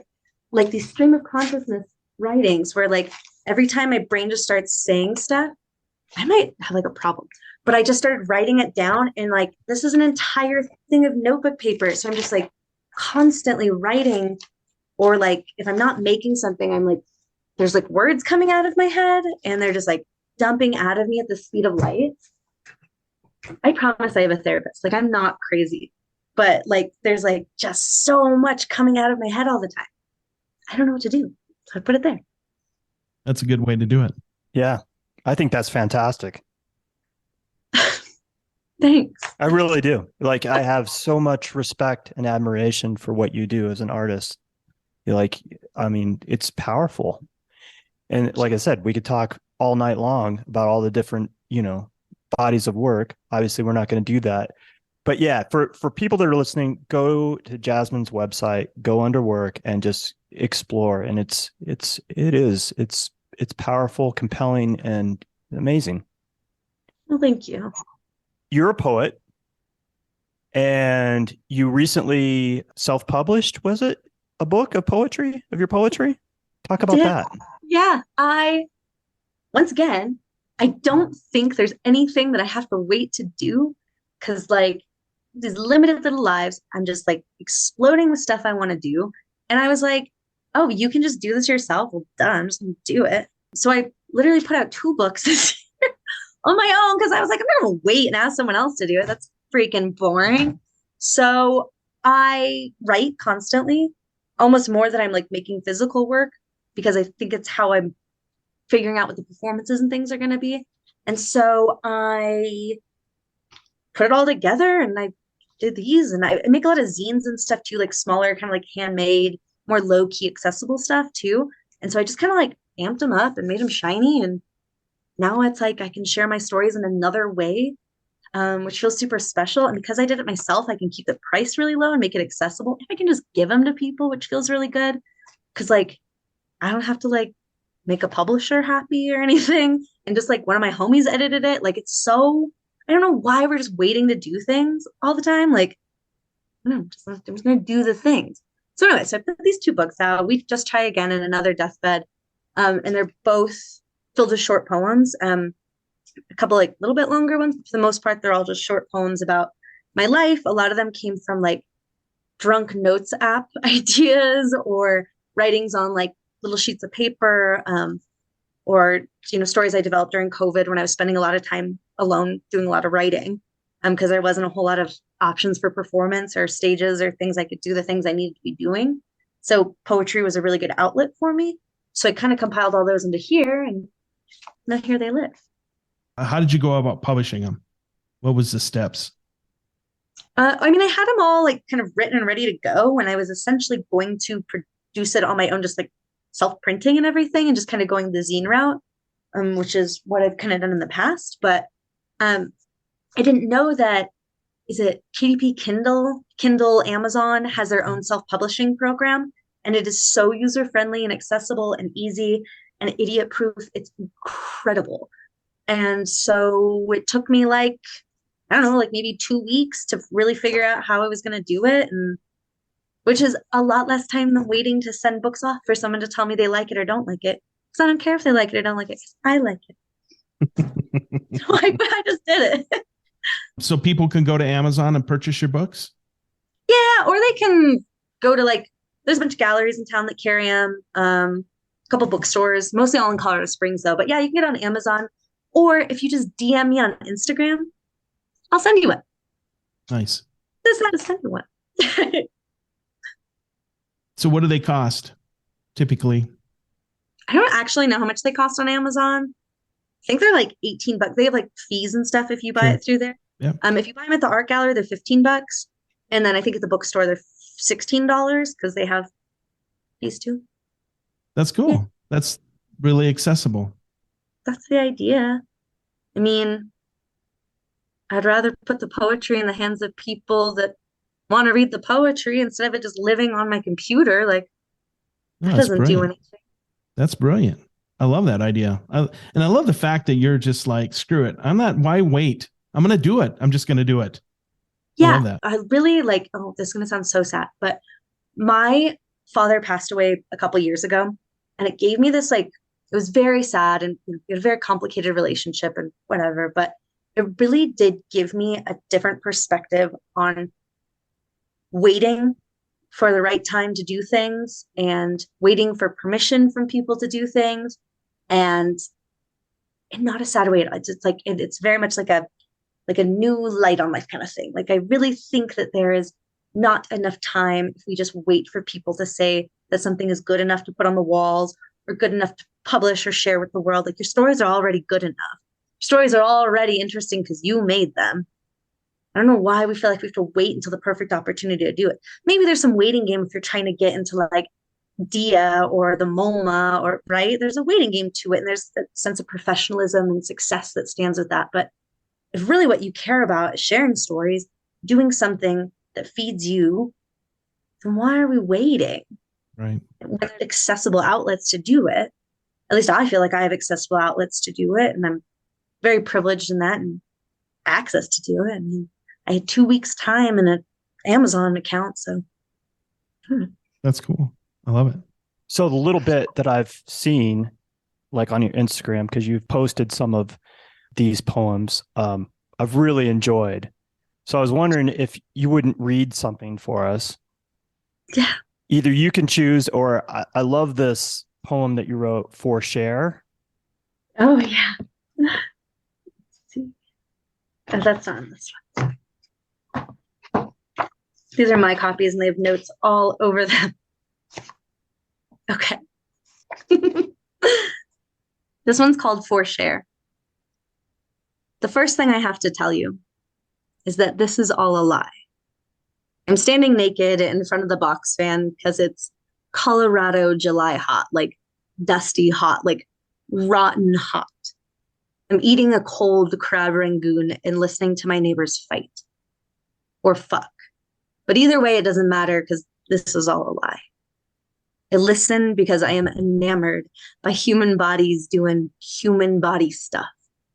As gorgeous and loud, evil little creatures. How we yell and curse and kiss, and it is all the same. Mushy and delicious.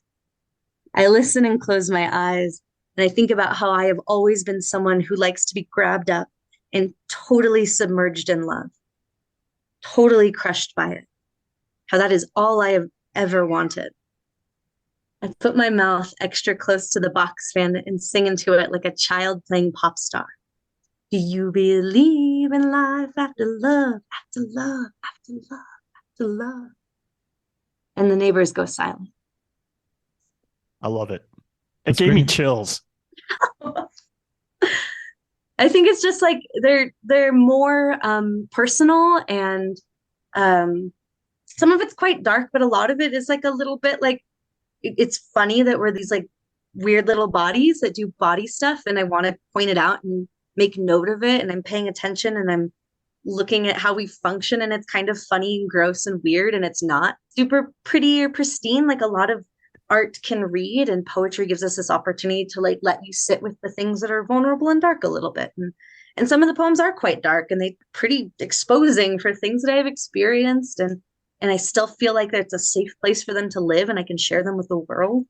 And I'm not scared of it. So I don't want to be.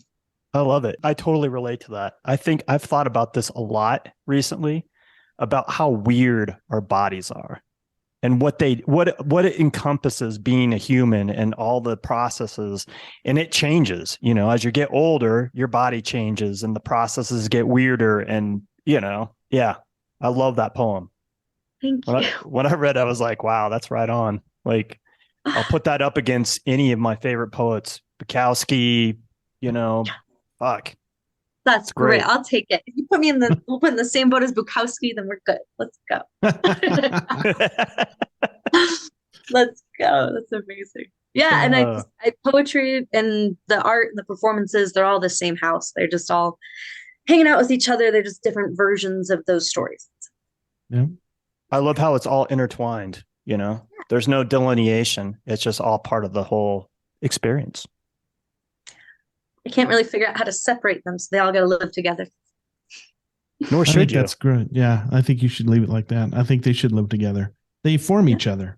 What the hell? We're going to start to wrap this up a little bit here, but I also want to talk about the fact that you curate this space. And I want to talk. This is a special place. I want you to talk a little bit. Tell us what it's called, and tell us what it's about, because it sounds like a really interesting experience. So I am the curator and creative director for a space called Ephemera, which in 2018 started as a punk rock pop-up super illegal dining project that me, my husband, then boyfriend, and our friend Chef Adam all ran together, where we would pop up in people's homes and gut their houses and turn them into these immersive dining experiences. And you would buy a ticket with cash and come into these spaces that were transformed. Like, they were art, smell, sound. We brought in friends to come in and do dry ice shows. I mean, they were crazy. And we got exhausted and we couldn't do the art and the food by ourselves all the time. We were lugging stuff out of our 1-bedroom, top of the floor apartment everywhere, all over town, and cooking equipment. And it just was too much. And we got this incredible, unique opportunity to get a brick and mortar at the Quaddy building on South Tejon when it first was starting to get built during the COVID pandemic, which is totally the best time to open a restaurant.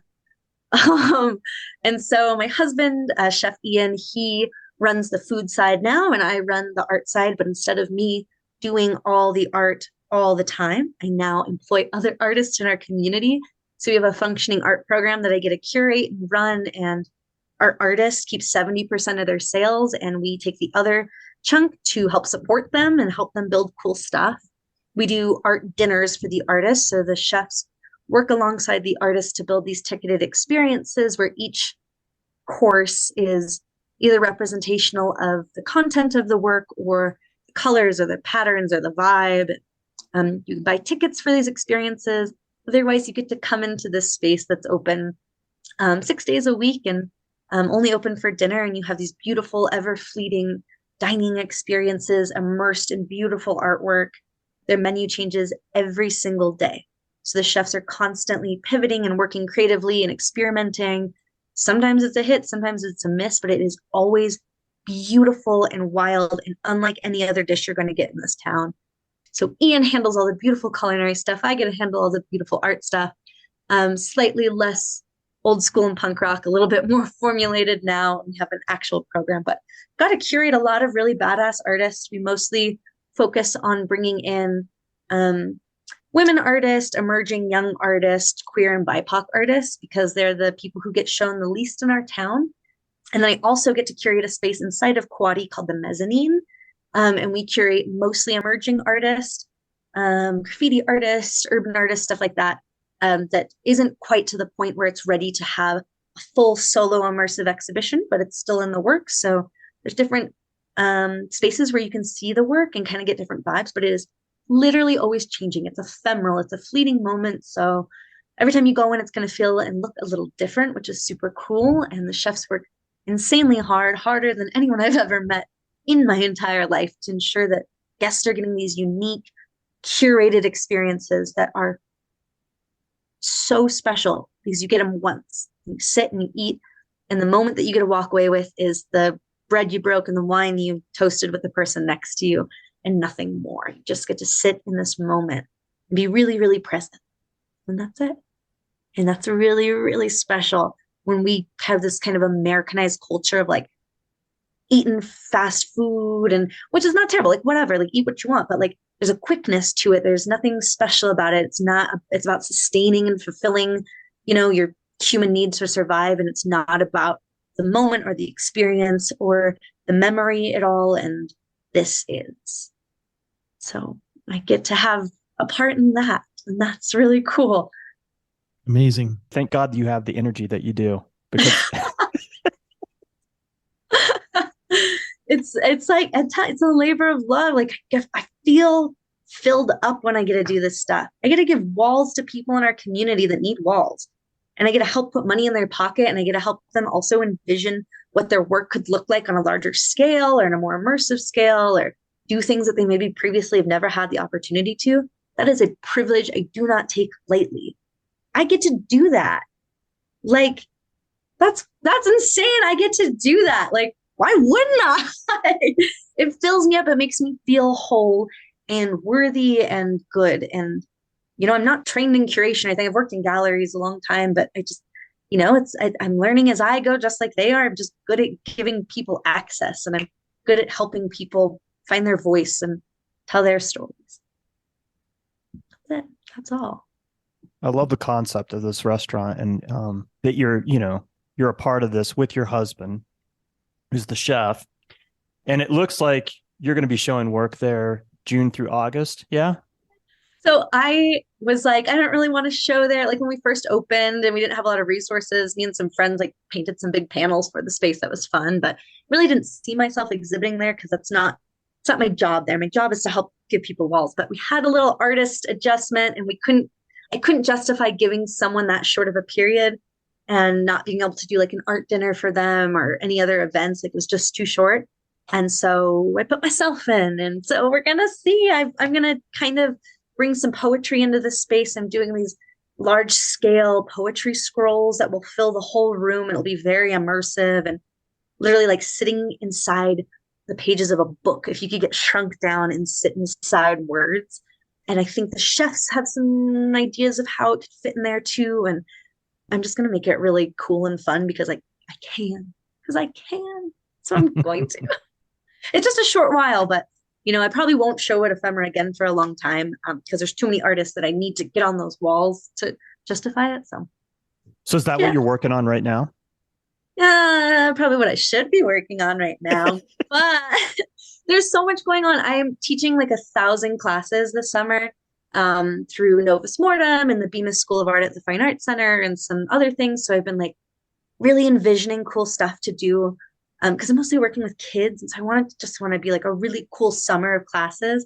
So I've been like playing with a lot of stuff and preparing ideas and materials and really deep diving into that. And so I'm like, I got to focus because I got a show now that I got to build work for. But yeah. I just don't even know when you sleep. I mean, we say this a lot to a lot of different artists, but you may be at the top of the list of people. I'm like, I don't know how she does it all. I did want you to talk a little bit about these classes that you have going on. In fact, you have one coming up. I don't know that we'll get this episode out before you actually do the class, but talk a little bit about that, because you're using all like natural things that you can find that will make pigments or dyes that you can use. I'm really passionate about accessibility and teaching accessibility in materials and sustainability, especially when I'm working with younger, more vulnerable members of the community. I think accessibility and sustainability is a big deal. And so I like doing stuff with things found in nature or scraps. So this is like onion peels, avocado pits, but it's also like trash and grass and plastic bags and all sorts of stuff. Like this summer is everything I'm teaching is about sustainable practices that don't cost much to do and use, and that there's a creative outlet for everyone. You don't need to go buy $100 set of high quality acrylic paints to go be an artist. There's so much already in our hands. You just got to get a little creative. The natural pigments class that's coming up with Novus Mortem, which I'll be teaching a couple classes with Novus this summer, which is fun because she's in oddities and taxidermy and art gallery space. Like it's funky and weird. And so I was like, I could teach funky, weird stuff. And so this is like her audience of people. Like, how do I get them engaged in art? Well, this is like how we use nature and botanicals and fungi and lichen and beautiful things, and just kind of just a little bit of the basics of it. Like, how do you make a sustainable, long lasting ink that's safe and isn't moldy and gross? And also just like, how can you do something that costs nothing? And I'm going to give you everything for it. Here's every tool you need to do it. And we'll make a piece of art together, which is just easy and fun and less stressful than signing up for a ceramics class, which can be intimidating for a lot of people. And it's not for everyone. So like even with at BMIS, we're doing like a whole month of nature-based classes for kids or young people. You know, it's not like littles, but young people. And it's like everything we could do outside.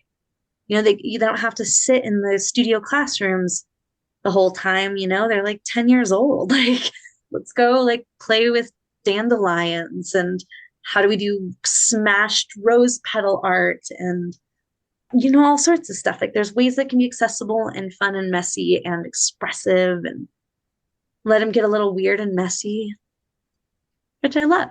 I'm not like really passionate about teaching technical classes or, you know, anything that makes you feel like you're creating a complete piece of work. I just want to teach people different ways to express themselves. That's all I really care about. And it's what I'm actually really good at. So I'm not going to teach someone acrylic painting because I'm not any good at acrylic painting. Probably make me more money though. But you like providing people the tools. Like, yeah. Get them outside of their box and start thinking in a different way, or thinking about different materials, and see where they go with it, right? Yeah, especially these like younger kids that like are so they're so focused on producing something that's good. Like they're like, oh, I need to draw something that looks like that something. I need to draw a person that looks like a person. And if I remove that, it's not even an option. You can't even do that in these classes. The only thing you can do is make like a huge mess and leave covered in stains and have like a really good time, and maybe you made a couple new friends. Like you expressed yourself in a new and unique way, you loosened up, and then you realize that art can be this thing that's not what you maybe thought it was or were taught originally or expected to be doing. Amazing. Awesome. So you've been in the Colorado Springs area for a long while now. How do you feel about the art community and the art scene that you're embedded in? Much like myself, I think the Colorado Springs art scene is a constant work in progress. We are ever changing and evolving. And especially in the past 4 or 5 years, this community has expanded its capacity for change and its ability to evolve and grow. And it's still happening. And I feel lucky because there are big towns with a lot more resources and a lot more money and a lot more walls. But there is no town like this. And there's no community that functions like this, where it is so ready to pivot and change. And there's so much talent here. And we're just figuring ourselves out, figuring out how to show it, how to make room for it, how to make it be welcome and prepared for all the new ideas that are coming in. And I just feel lucky I get to be part of that. And I get to have a say in it. And I get to produce in it. And I feel like our community is just like busting open, ready to like let in new stuff. We're not like packed to the brim with things that have already existed. We don't have any expectations. We don't have anyone holding us to any high accord because we're Colorado Springs. And, you know, it's challenging because I think people have preconceived notions of what the city's like based on challenging histories of it. But I get to change that. I get to change it by actively participating in it, by telling my story, by helping other people like me tell their stories. I get to be an active participant in changing the way our city is seen. What a gift. I'm so lucky. I think our town is so cool. I think our town is full of rad artists doing rad stuff. And like any town, it has its pushbacks and challenges, but like nothing I'm not ready for. I'll tell you that. I love that. I love Colorado Springs. I tell people all the time, like, you need to take the hour or so drive south of us and go experience what's going down there, because there's cool shit going on. It's a great community. It's vibrant. It just feels good from the moment the first time that I went down there, like about a year ago, to really kind of see what was going on a first Friday. I was like, what the hell? Like, this is amazing. Like, I was blown away. Like, it just felt so good. And I met so many cool people. And it just felt like everybody, the vibe was just great. I mean, it just felt like everybody was friendly and welcoming and supportive of each other, just standing and watching people interact with each other. And not that you don't get that here in Denver, but it just felt different and it just felt good. And when I need a break from the Denver scene, I just head south, man, going to the Springs. And I turn my wife onto it. Like, I don't even have to talk to her about it. Like, hey, let's go do First Friday in the Springs. And she's totally down. Oh, it's great. And we're seeing it change over time now that we have these emerging voices coming in out of the university and out of just coming out of the woodworks who are like ready to show. And we have a growing scene of young artists who are telling way different stories than the art that we'd previously seen kind of circulating the community. We also have more spaces that are opening up that are showing diverse stories from across the world, like Goka and Ent, and bringing in artists to better show what the capacity of our city is. And it's really cool. And like, I know that people have their judgments about the Springs. Do not get me wrong. When I go to other places and I tell them like, yeah, I'm an artist in the Springs, they're like, oh, that's so unfortunate. Ooh, I'm sorry. Why? And I'm like, just wait. Come hang out with us and just wait, because you will see something that you have not seen before, which is how this community cares for each other and how we pivot and build each other up and support and turn out. And maybe it's because we have a smaller audience and we just function differently, but this town turns out and it cares hard. It cares hard. It does feel very youthful. Even artists, of my generation, they all feel very young to me. Yeah. It doesn't feel like really rigid, like you do some places you go. But yeah, good vibes. And people don't realize that Colorado Springs has a really rich history and has played a pivotal role in art in America. Like there's been some amazing people that have come through the Springs and that have, lived there for a while, produced work, and then went on to other places or what have you. But yeah, the Springs has this rich history. And I feel like you guys are ushering the new age of something very fantastic. That's what I believe.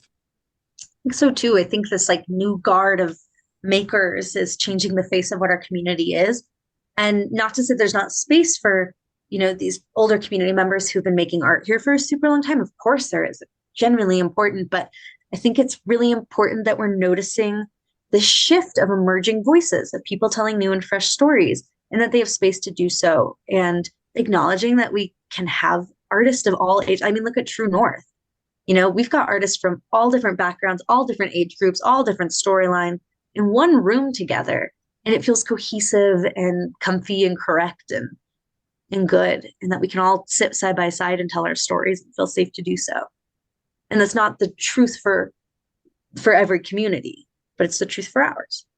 And you actually participated in a really cool event that is relatively new to the Springs area that happened this past weekend. Talk a little bit about that. Yeah, Art All Around is really cool. This is the first year that I've been on the tour map and haven't been a participant, like this is like, we're really kind of figuring it out.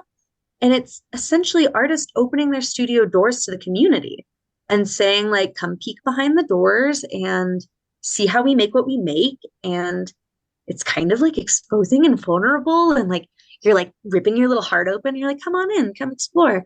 But it feels lovely because it kind of demystifies the creative process, or like the idea that artists are doing some like weird magic behind the curtain, and we get to see people's spaces, and like that's so special and holy. I can't even tell you. And I mean, I will say I felt kind of jealous because I was like, I really want to go to everyone's studios, but I have to have my studio open. I really want to go see what everyone's doing. So we did message two artists and we said, can you keep your doors open a little bit longer if I close right now and I run over to your studio? And I did, and it was so lovely. And we kind of got to like decompress from seeing people all day and kind of artist to artist connect. And cool, because I get to show people who probably never would have looked at my art before, not just my artwork, but how I make it and what it looks like in here. And that, I have a unique space and a unique vibe. And I think it's people who would have never really gone to see my work normally who showed up, and that was interesting and exciting. And I got to kind of teach them some stuff, which was nice. And this is going to happen every year now, which is super cool. So people get access to the behind the scenes of what artists are doing, and that's pretty cool. I love this idea. I love that it's going to continue on. How many artists participated? Do you know off the top of your head? It was a lot. It was like, I think it was almost 60. Wow. It 60 was like artists. most of us had like 3 or 4 people in one space. Like we had 2 artists here, and so there's a lot of art in each space. Not everyone though. So it was a lot. I think it was 60. It was 2 days. So it's And I think in talking with Shannon Mello, she was thinking that she was going to do it twice a year, once in the spring, once in the fall. Is that still kind of the idea?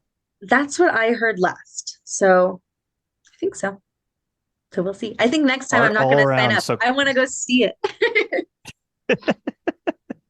So keep your eyes open if you live in Colorado for the next Art All Around. We'll definitely push out information on it. So you talked about True North, and we just had all those artists that were the catalyst for that gallery, that collective to come together.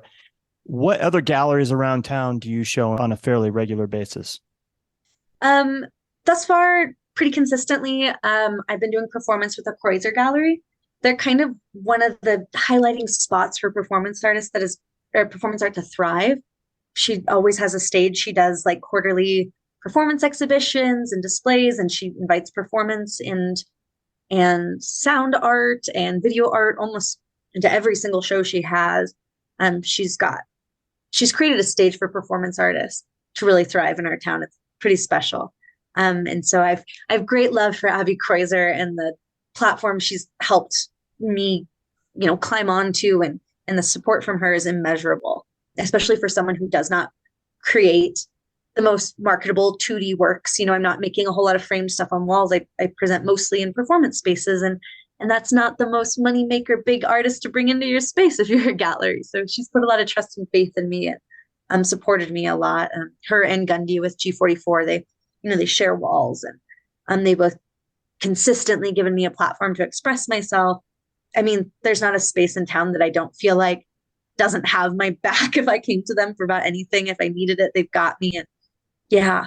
And so I've got some things in the works sort of all over, but those are kind of the places where I've found myself really seen on as far as performance art, having a platform to express myself. That and the Garfield Gallery, which is a DIY space underneath the community's prep school, which is an alternative school for youth. And they run a very punk rock little DIY space under there that is so rad.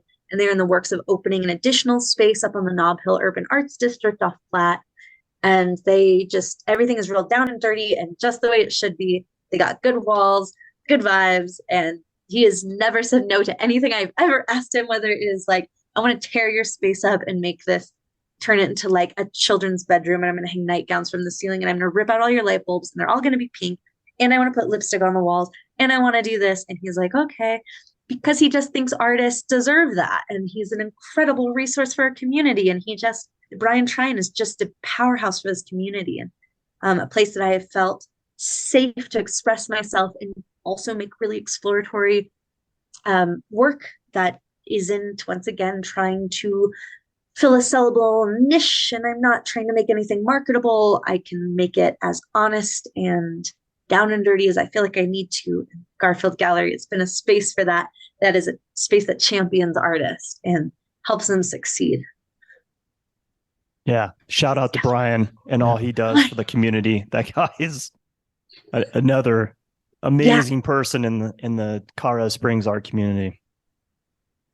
And I mean, the list goes on and on. I just feel like there's so many people in our town that are holding up the platform for people to climb on. They're doing the labor of love, which is caring for creatives and ensuring that our town is a place where creativity thrives, is championed, and it is successful and loved and valued and paid for the way it should be. And I mean, we're so lucky. There's so much happening and so many good people. And those are places that I find myself ready and excited to exhibit in. That's awesome. That's good. I'm glad you got that kind of support in your community. That's amazing. Yeah. I'm very lucky and thankful. As we finish up here, I'm going to ask you, we already talked about the show that'll be up at Ephemera, June through August. Anything else that you have coming up that you're looking forward to? Any exhibitions between now and the end of the year that you want to share with us, or anything that you want to promote? Well, I am, showing at True North, and you can see my work there consistently as a member artist. I'm on display with 14 other members, which is really exciting. We get to display consistently. And I'll have alternating work there every single first Friday, which is cool because you get to see a lot of my work that way. As well, I have a project with Drew Geiger, EGRM. We're doing a sound seance piece, which was originally set to launch at the Surface Gallery, but there were so many events going on, which is like an amazing problem to have.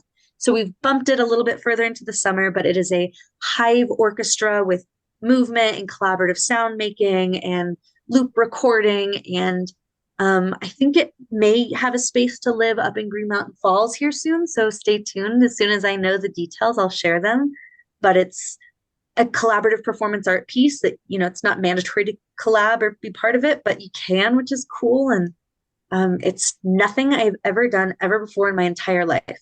So it is new to me also, which is why I'm so excited, because I get to do something fresh and learn something new. So that's what's coming up. Fantastic. Jasmine, thank you so much. I loved spending time with you this evening. And, I feel like we just barely scratched the surface, but you embody everything that I love about art and artists. And I'm always inspired by these conversations that we have with artists, but I feel like I'm just at the top of the world right at the moment. It was just a great conversation. I find you so inspiring. And thank you so much for your time this evening.